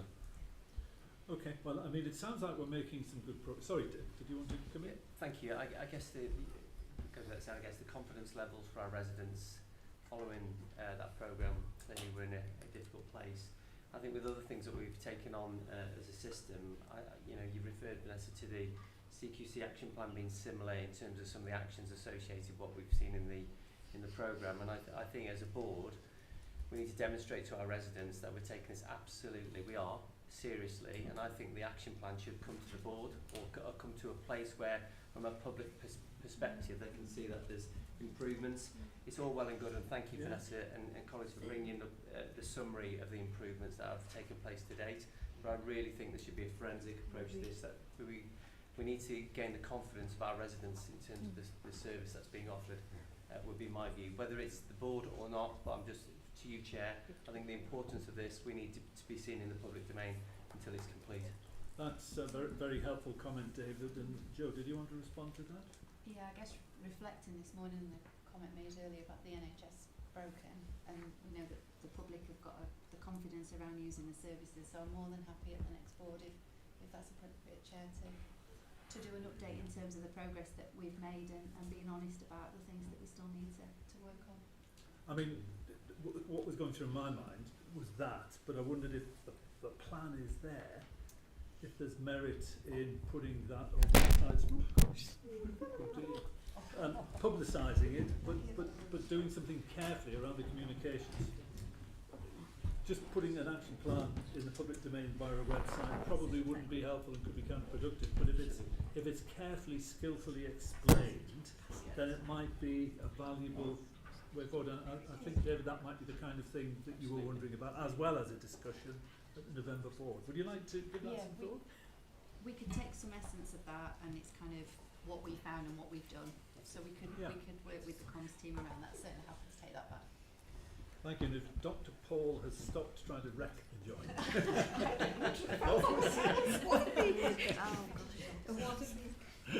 Okay. Neil, if I could, sorry. I think the other thing, just to not in any way do I have a problem with that. I think just be clear that we're taking this to our public board on a regular basis too.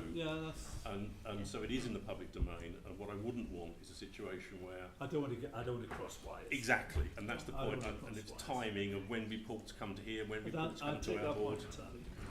And it plays to Lynn's earlier point about, you know, what's the ICS, what's the ICB, who's responsible for what. We don't want to confuse that. But if we can, as a system, get messages across that support the kind of thing that you're doing, and you've described it, then I think that's certainly worthy of consideration. Thank you. One of the things that struck me, and I haven't heard it mentioned in one sense, although the tangible approach, Joe, you've already illustrated, it seemed to me what the programme illustrated was lack of clarity for the observer about leadership presence.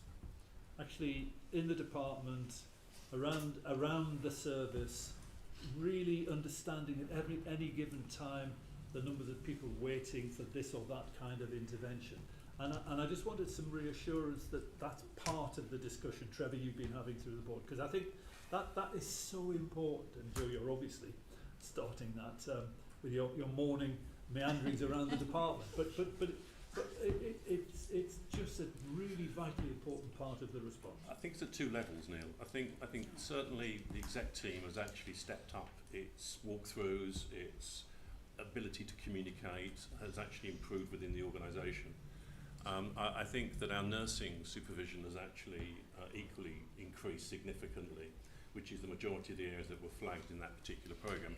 It doesn't hide away from the fact that in terms of our clinical staff, in terms of our medical staff, we are still really quite short-handed around consultants and relying on agency and locum. And again, come back to once the new facilities are available, I think we'll have a much better opportunity to actually recruit to those vacancies and have a core staff that makes them even more visible than they are at the moment. Okay, so more to follow, but please think about meanwhile how in a concerted way, an integrated way, we can get some more messages across to the public, as David Sidaway requested. Nitty. I mean, I think as a commissioner we do have responsibility for what services we commission. So I think receiving the report of this board is an important one actually. So I think I call it network management, and I think that's what we need. We do need to see that. So I think whichever way it comes here and how we deal with it will be seen by the public as our commitment to commissioning safe services. So that's one. The second one, Joe, I mean, you know, you touched on it when you talked about staff and staff not feeling too great about this.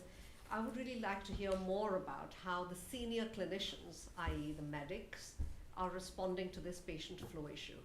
Because this is the big issue that you find within departments, you find recently had experience myself, is how senior clinicians, senior cardiologists, the neurologists, the other folks that help clear ED, not the senior consultant on call.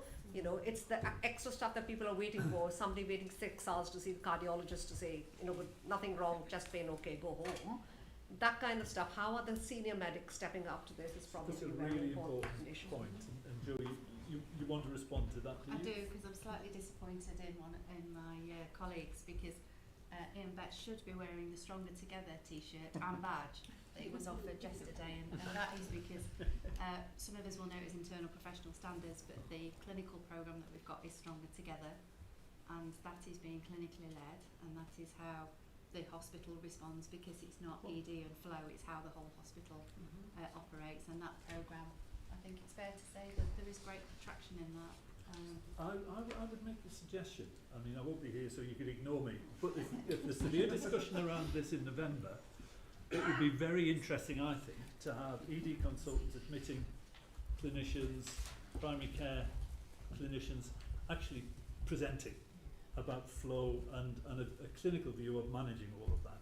Because I think it's really important, not that they think we're putting them on the spot, but we're illustrating that we understand how important they are in the process and the kind of support we want to be able to offer. It's a chance for them to explain what they're doing, and it's a chance for them to describe to us as graphically as they want what kind of help they think they need.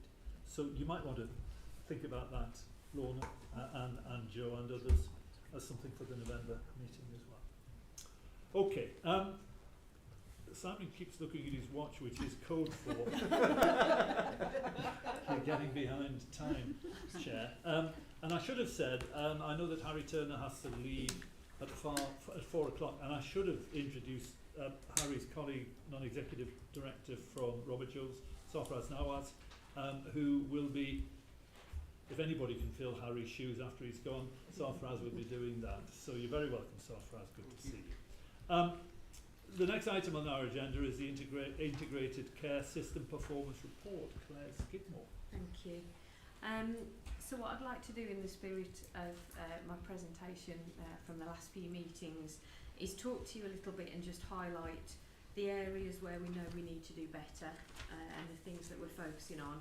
A couple of things that I want to draw specifically to the committee's attention, and then I'd like to talk you through some of the positive messages that I want to draw from this report as well, because it's not all bad.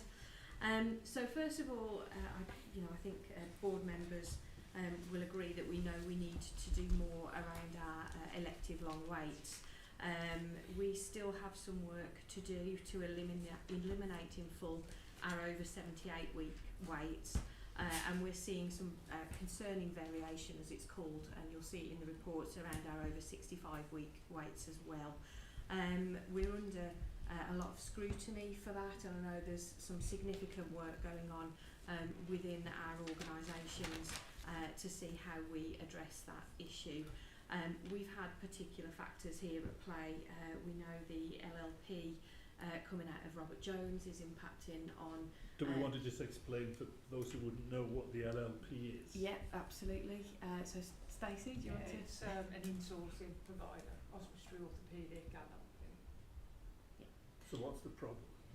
The contract ceased end of June of this year. Okay. Yeah. I knew that. I just think it's important that others understand that. That's helpful. So that's impacting on capacity and ability to meet the targets.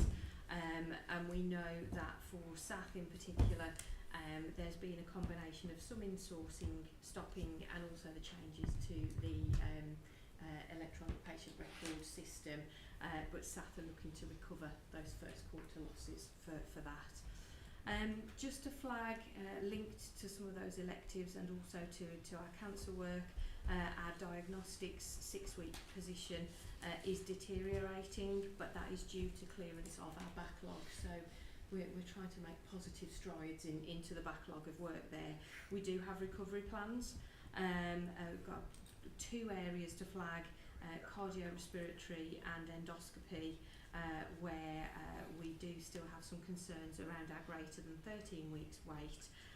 but there is work again underway to secure capacity so that we can address those issues too. From a finance perspective, our year-to-date deficit, as reported here, is 56.2 million, which means that up to now we are just under 5 million off plan. We're still forecasting to hit that plan, and we're scrutinising our expenditure run rate at the moment and doing some work on how we mitigate the risk of falling off track. We know at the moment from the information that we've received from partners and through the ICB that we're still flagging around 40 million of risk that we can't fully mitigate at the moment, but that's the focus of our effort and energy at the moment to make sure that we get back in line with plan, which obviously is the ask of us. From a quality perspective, you'll see from the report we still have some concerns around infection prevention and mixed sex breaches at SAF, but we again are staying close to that, and I know there's actions ongoing to improve those positions. And again, if there are questions at the end, then I'm sure colleagues will be able to help me out with that. From a workforce perspective, we are over on our bank figures. That's both in terms of whole-time equivalent and money, but we do still have quite a high level of vacancies in the system. So the work that we're doing to recruit into posts will help us to drive those costs down. I will come back to some of these when I talk about the positives as well. I'm just trying to clear the negatives first. And a couple of points to note before I do move on to the positive messaging. First of all is just to mention GP collective action, which is obviously something that's impacting nationally. We can see locally that the majority of our practices are taking some degree of action, but for UEC in particular and urgent care, we're not seeing any material impacts. The area that we are most concerned about is switching off any script switch, which is our system, which allows us to look at which medications are being prescribed. That has both a quality and a finance risk for us, so it's an area that we're staying very close to. We're working closely with the LMC on this. There are weekly meetings, lots of conversations going on, so we're doing what we can to manage that. And then the final point of note, again before the positives, is that you may have seen in various releases recently that scrutiny of the non-acute waiting lists is starting to increase, and there's particular attention around over 52-week waits in our community services. So for the first time we're starting to receive some information on that via NHS England, and we are talking to them about what's coming through. We want to make sure we understand the data that's being shared and that we absolutely are clear about the narrative that gives us, so that we're scrutinising and focusing on the right things in that space. I don't know whether you want to comment specifically. Yeah, I mean, obviously around community waits, this is something which most community chief execs welcome, the idea of having a focus on community waits. Most people around this board and members of the public will have heard the word referral to treatment. That target only applies to certain key cohorts and specialities, many of which are excluded within community services. And yet we provide a plethora of other services that have waiting lists. But many of those waiting lists aren't part of the RTT target, and so it isn't seen as very visible. A lot of them relate to children and young people services, for example, speech and language therapy, occupational therapy and the such, which have a particular impact on children with other challenging needs, physical and mental health issues. I think it is really important to note that whilst we welcome the focus on this area, a lot of the national work that has been done reflects, doesn't it, that actually the capacity and the investment over the years isn't there to meet that demand. So whereas with the 18-week target came an investment process, that does not exist within community services, which is one of the reasons that I think the Secretary of State and others are having a focus.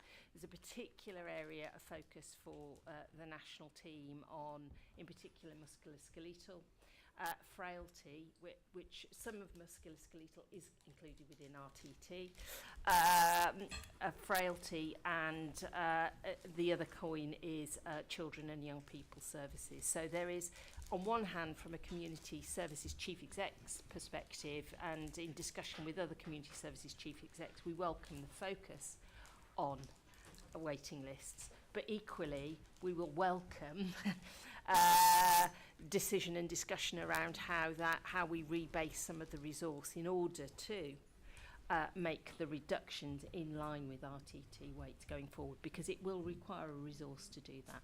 Yeah, absolutely. And we have been tracking these figures internally. I think the concern from the team at the moment is that what we've got in our own data isn't necessarily reflected in what's being replayed to us, which is why it's so important that we're clear about what we're working on. Absolutely. Yeah. Thanks. And so, if I may, Chair, just to highlight the positives now.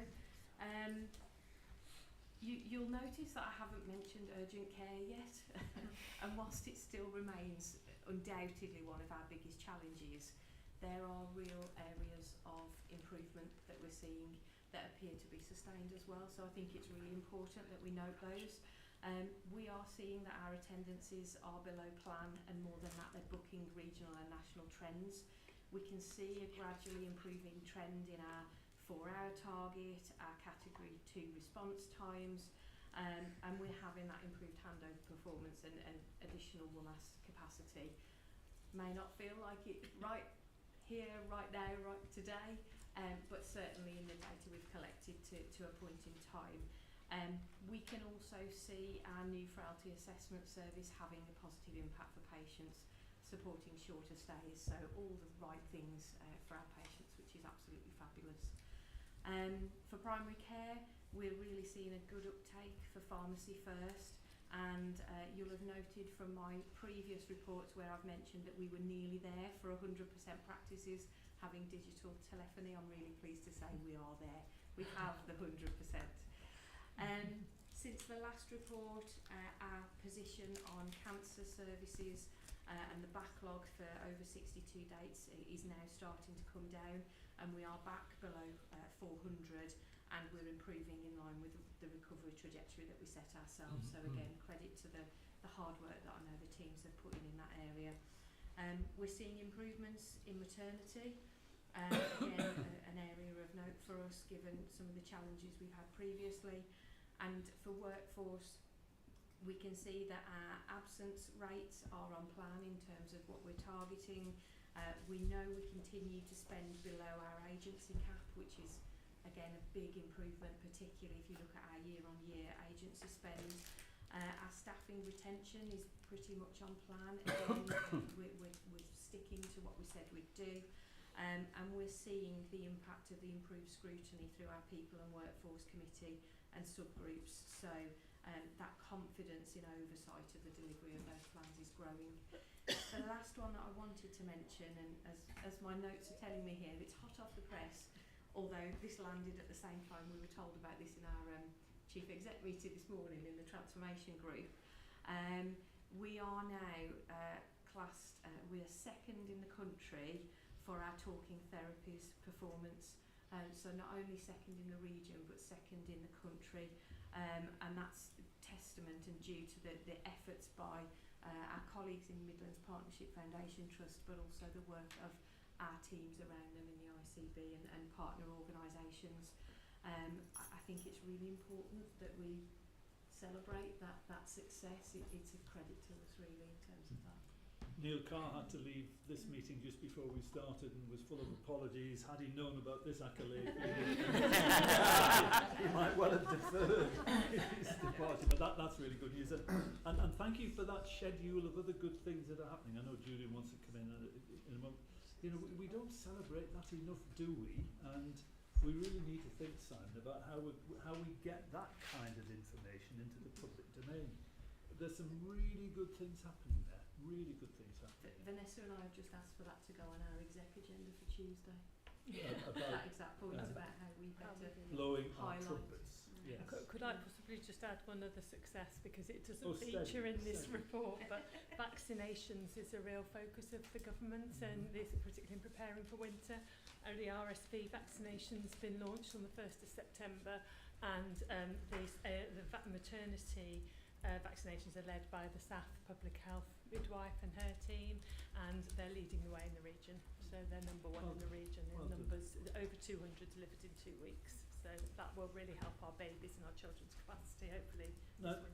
Now, Julian, don't dampen our excitement, our enthusiasm with a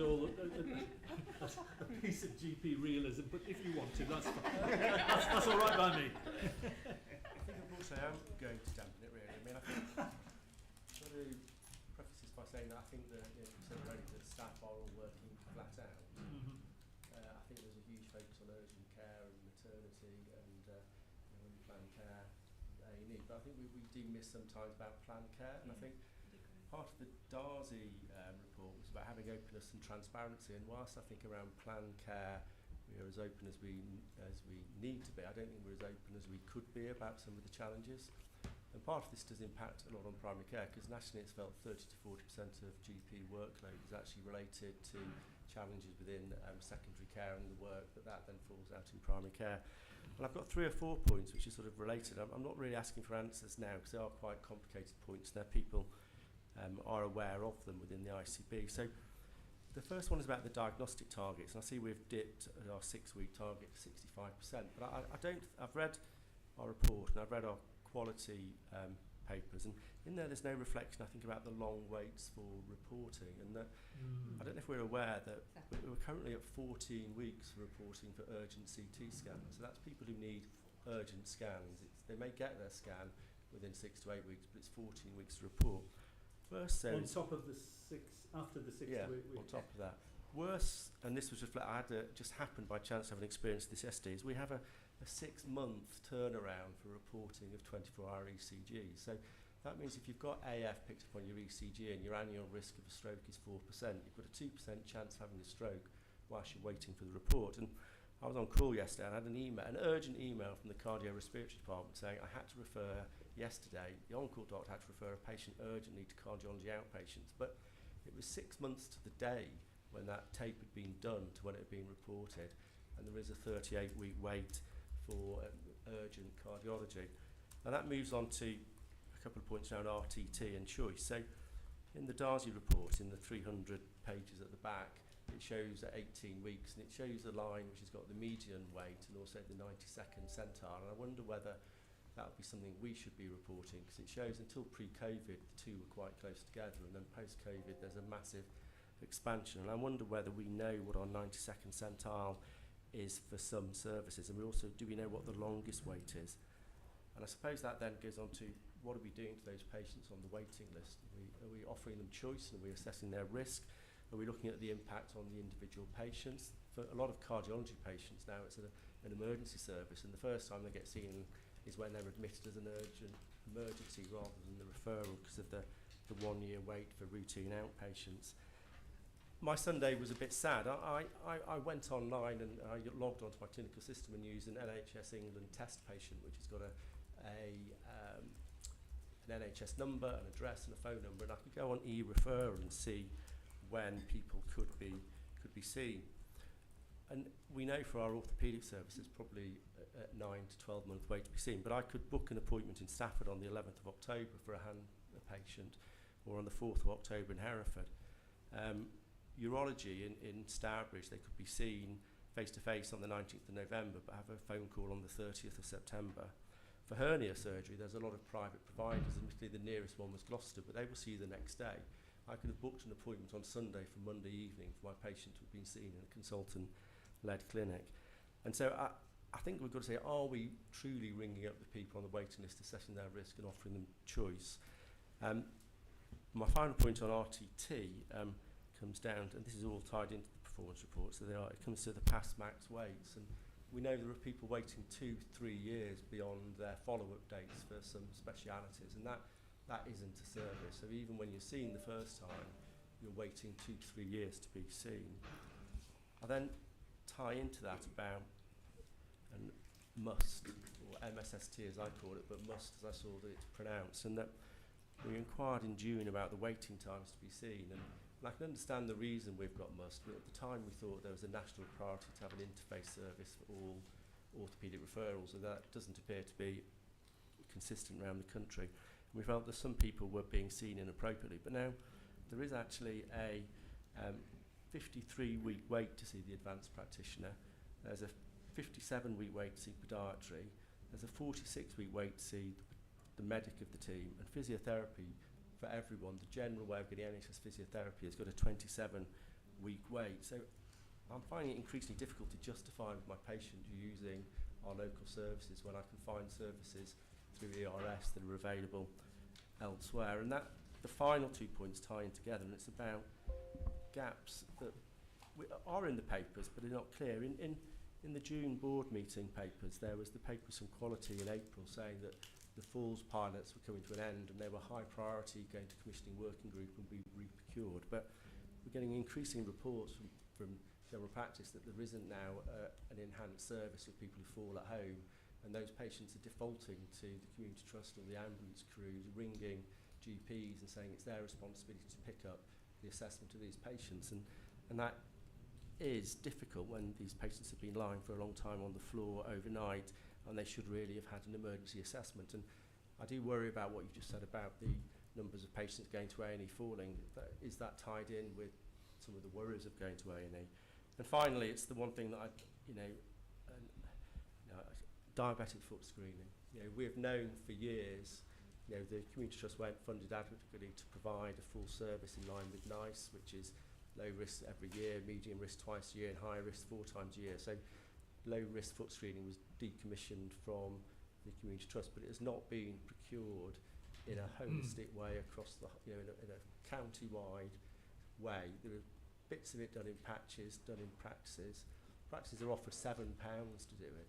Pharmacists are offered £15 to see people who walk in with a query UTI and a cough and colds. It's a skilled procedure that needs doing, and we are one of the areas with the highest levels of diabetic amputations, yet we do not provide a foot screening service. I know it's been talked about, I know it's been discussed in various meetings, and I do worry whether, in fact, why are these decisions being postponed? I know papers have gone around the Falls pilots, I know they've gone around the diabetic service, I know they've gone around audiology, and yet they then don't see the light of day. And I think that we are doing our patients a disservice at the moment. So I do worry about the long waits for planned care, and I think we do not speak enough about those and the impacts. And that is the issue about population health management and dealing at high level with aggregates. These are individual patients who are waiting, who are then going on to opiates, going on to pregabalin, going on to significant painkillers, and also having huge impacts on their ability to contribute to the local economy and have jobs and needing care. So I know they're not very nice points, I know there are a lot of things there, but I think that we'd be remiss to actually not have flagged the serious issues. Yeah, I take that point entirely, and there's a couple of, I know others want to come in, a couple of points from me. First of all, what I found interesting from your description was how, for so many of them, there are solutions available, patient choice, for example, if it's properly exercised. The other thought that occurred to me is these are problems which have been around since you were CCG chair and before that even. These are not issues which have arisen just in the recent past, so they're not issues you can say, well, they're because of industrial action by consultants or junior doctors. They represent long-standing chronic problems which the NHS needs to address.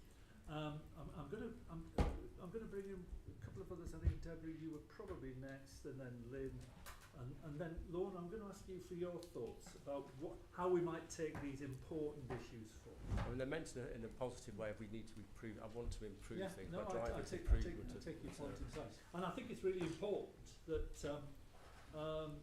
you and others represent that side of the care we're providing. But I don't want it to mask the really good things which are happening as well. It's getting that, it's your point, getting that balance is all important in terms of clinical confidence, public confidence, and responding to the issues you've raised is something that we need to do. Deborah. Thank you. Julian has actually quite eloquently made some of the points I was going to make, but I just wanted to add to those briefly. And the point about actually recognising that behind, when we're thinking about these high level figures, there are real people who sit behind these figures.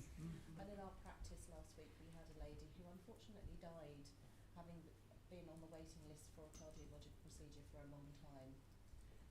That is devastating for that individual and their family, and that's what sits behind here. So we do need to focus on this. I think we have understandably had a big focus on urgent and emergency care, and I'm relieved to hear that that's improving. But actually what will really help there, beyond we've done all the easy stuff, we've done all the hard stuff, but what will really make a further improvement is actually reducing that demand by addressing it earlier. And I welcome the comments in the Darcy report, and I do think we need to incorporate that in our strategy, is that we need to be looking at prevention and early intervention.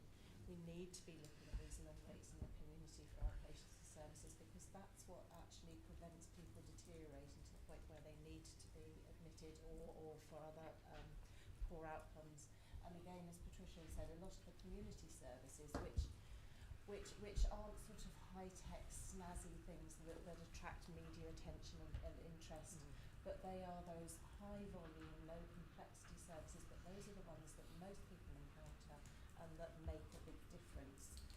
They've not been an area of focus, and I strongly believe that they should be, because if we invest in those, we will improve the other areas of concern that we have also. Thank you. I think, Lynn, you were next, and then Joe. And Ian, I see your hand is raised. Ian Chan, that is. Lynn. Thanks, Neil. I just want to really thank Julian for bringing this to the board. I really do empathise with the GPs who are hearing these difficult situations every day and feeling probably quite powerless in terms of what they can do. I go out into the community regularly, and I also myself, despite being the chief officer, provide the independent health complaints advocacy service for Shropshire. So I'm meeting daily members of the public who feel, whether it is true or not, that they have been left to die. They are distraught. They are crying on my shoulder, and I do not know what to tell them. And I think it's different. It's not about talking about numbers. It's going out and speaking to these people about what this is and why it's happening, but also that it's not personal, because some of them feel abandoned, and it is really distressing to talk to them. And so what's happening is a lot of people are contacting us because they want to use the NHS complaints process to complain about waiting. They want cancelled appointments that are cancelled at the last minute, or they're not told that they're cancelled, and their fear kicks in. And the NHS complaints process was never designed to deal with waiting times, because the process is a slow process. So I'm trying to deflect them from complaining, but there's nothing else that they can do, even though I know that it won't work. And so I just wanted to raise that with the board, because it is a very challenging situation. Thank you. Joe. Okay. I know others want to come in, but forgive me, I'm going to have to move us on because we're running way over time. Okay, thank you. So from an era of putting in 18 weeks many years ago and working out, we have concentrated on urgent emergency care, and I have to help in terms of the leadership of that in the organisation to change that. And you're right, they're not numbers, they're patients.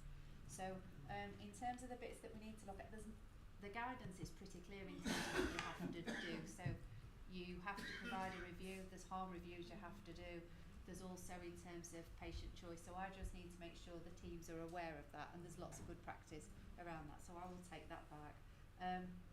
A scan's only good if you've done the reporting, so we need to look at the weight. So I think there is a focus that we'll do around that, and I think there's something in terms of where we've got specialties that we know in terms of where patient should and may come to harm. I think we probably need to just have a look at those from a clinical perspective to make sure that the reviews are being done. So I suppose what I'm saying is I'm going to take back in terms of let's have a focus around planned care and the importance around it, because the other thing is if most of these patients are waiting, there's every chance that they're probably in ED as well as they deteriorate.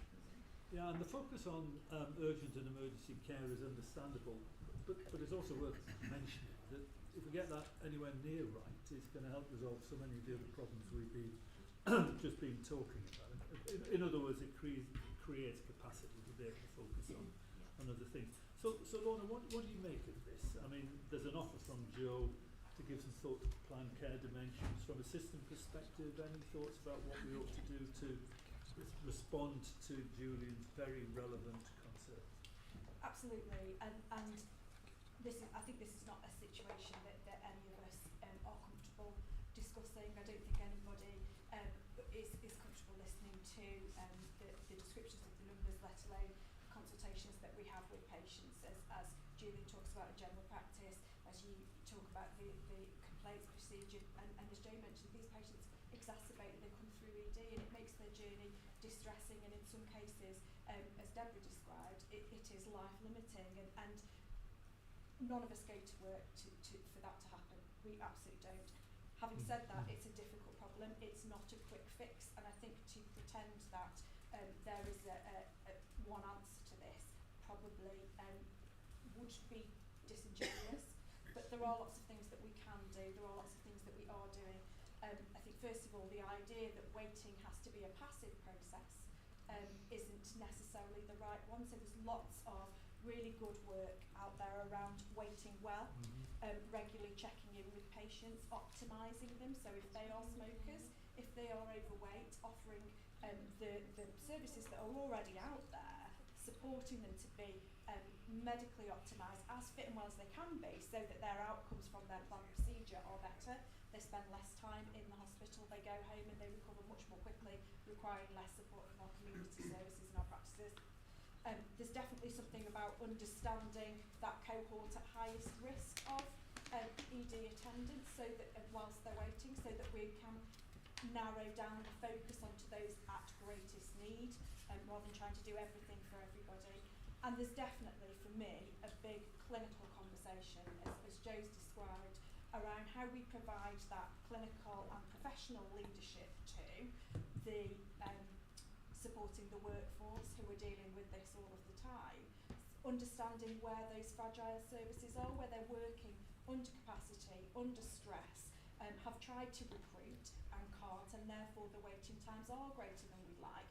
What can we do to entice people to work in STW and recognise that it is a great place to be, and bring those great people in to support our services and give us that capacity that we need. So there's lots that we are doing in terms of that review of frail services, in terms of bringing together our clinical professional leaders around this problem. Absolutely willing to work with Joe and colleagues around how we do that and how we come together as a network. And then just exploring this concept of waiting is not a passive process. There's lots out there that we can offer people to support them to wait well, whilst waiting is a problem, acknowledging that we want to get to the point where it isn't. Thank you. Dave? Yeah, no, I suppose I said that we'd take the last minute. I know Ian Chan wanted to come in. Sorry. You caught my eye. Yeah. You've sat quietly all afternoon. So you have the last word. I do apologise, Ian. No, back to Julian's point, though, I think what we're saying is, do we actually really actively and proactively manage assessment of harm on the waiting list? And secondly, where Julian is flagging, actually there are other alternatives, outside of our system. Are we doing the best thing for the patient and actually redirecting patients outside of our system where that's appropriate? A really good point. And Ian Chan, I am sorry. I'm going to have to move us on. This is a really important debate, and we need to make sure it's not forgotten in subsequent discussions. And we should thank Julian for drawing to our attention these issues about the waiting list. I do like Lorna's thing. I mean, there should be no such thing as a passive waiting list. That there are activities, actions that need to be taken with patients there, and that for me is the important point. There is the issue of reporting diagnostic tests, etc. I think many of us have got personal experiences in other institutions in other parts of the country where the waiting times in terms of reporting are as bad as those which Julian has cited. and that just needs some attention. I suspect that's been exacerbated by industrial action, etc., but that's not in itself an excuse. So I'd ask colleagues to give that some thought. I'll pick that up as part of the plan care. We've looked at it in the past Right. and have made improvements, so we'll pick up where that's slipped. And I was going to go on to say, in addition to Lorna's comments, Julian's analysis, this is really important territory for the plan care group to focus upon and help us with. Okay, thank you very much indeed. Anything else on the performance report? Not from me, thank you. Now the next item is really exciting in comparison. Amendments to the ICB Constitution and Governance Handbook.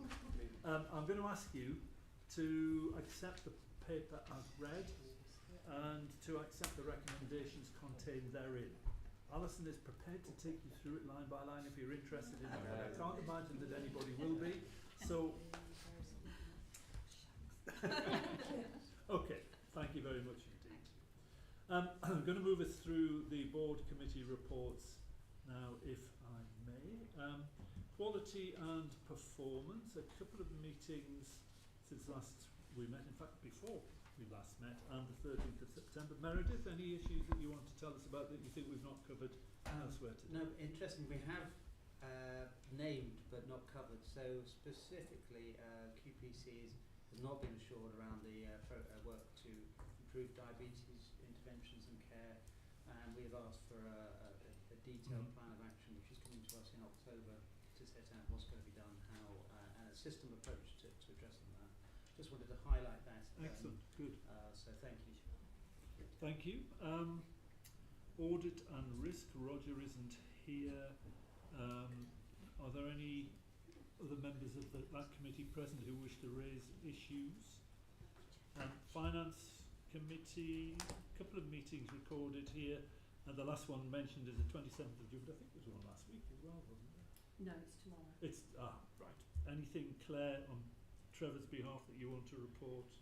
Nothing that we haven't highlighted in the integrated performance report, but just to note that we have made some revisions to the terms of reference that require sign-off today, purely to bring them in line with the recommendations from the Good Governance Institute and tidy up the membership given the management of change process in the ICB.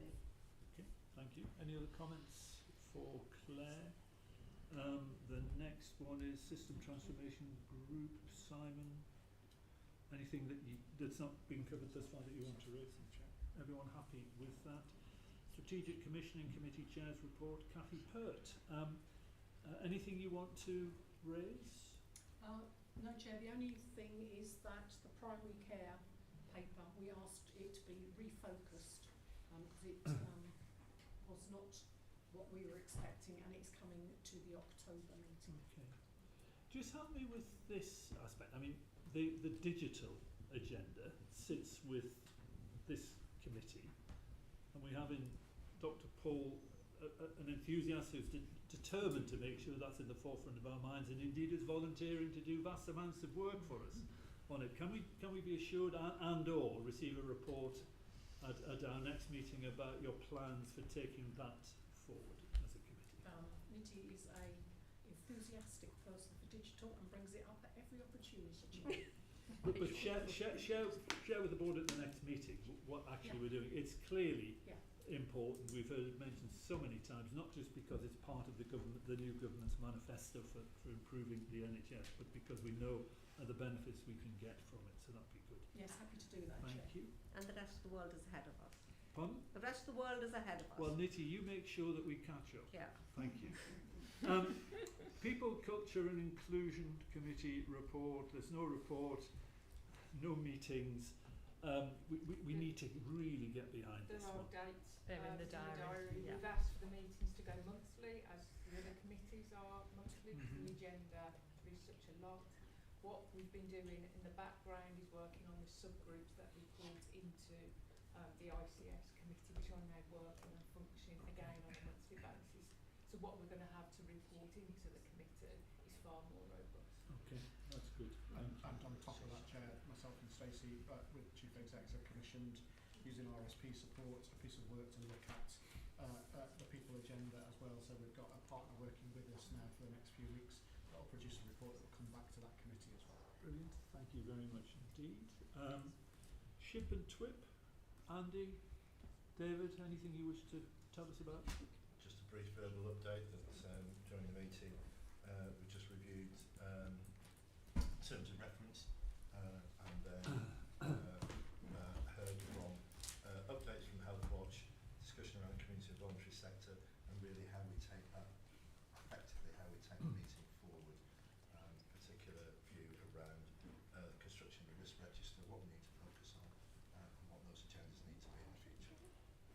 Thank you very much indeed, David. Yeah, terms of reference membership have been changed to reflect more focus on decision making and taking action rather than talking. Just to remind you, Chair, the conditionality of taking the chair of the TWIP was based upon, as we mature, the delegation responsibilities and resources come to place as we develop that forward. So I thought I'd put that on record because that was the deal we had. In terms of making sure we bring resources to place. The key thing that we wanted to bring in, and we've agreed that as a group, is to review the priorities. We've now only got three main priorities reflected by the needs of our residents in Telford and Wrekin, working with colleagues. You won't be surprised, work around general practice and supporting the work associated, I guess, with the response on the surveys of GPs and working with GPs to see if we can help around that. Improving all age mental health provision was another key item. We want to look at prevention, early intervention and specialist services, and the final one's about preventing, reducing and delaying frailty with a focus on healthy ageing. They were the three priorities agreed by the group, and I'll bring a full report next time round.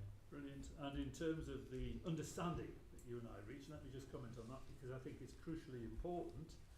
It's something which the Joint Forward Plan needs to seriously consider. It's clearly part of the Labour Party's plans for the NHS to think about switch of resource from hospitals to out of hospital care.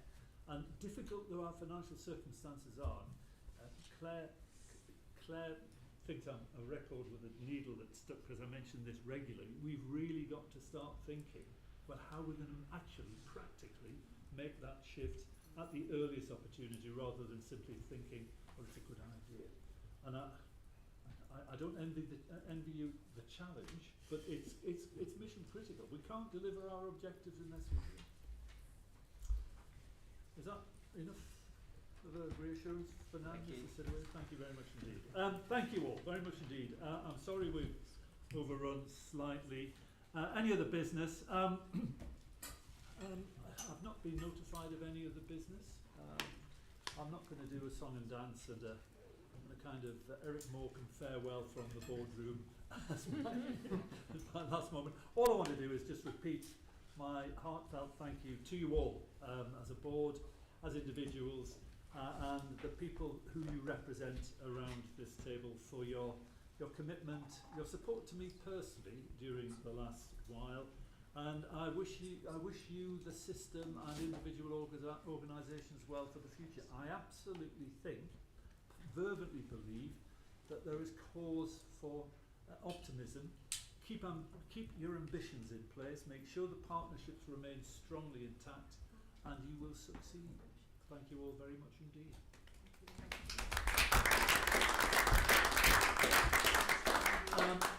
Bad news is there's a part 2 meeting for which is taking place in this room. I don't wish to be rude, but those of you who aren't invited to part 2, I'd be grateful if you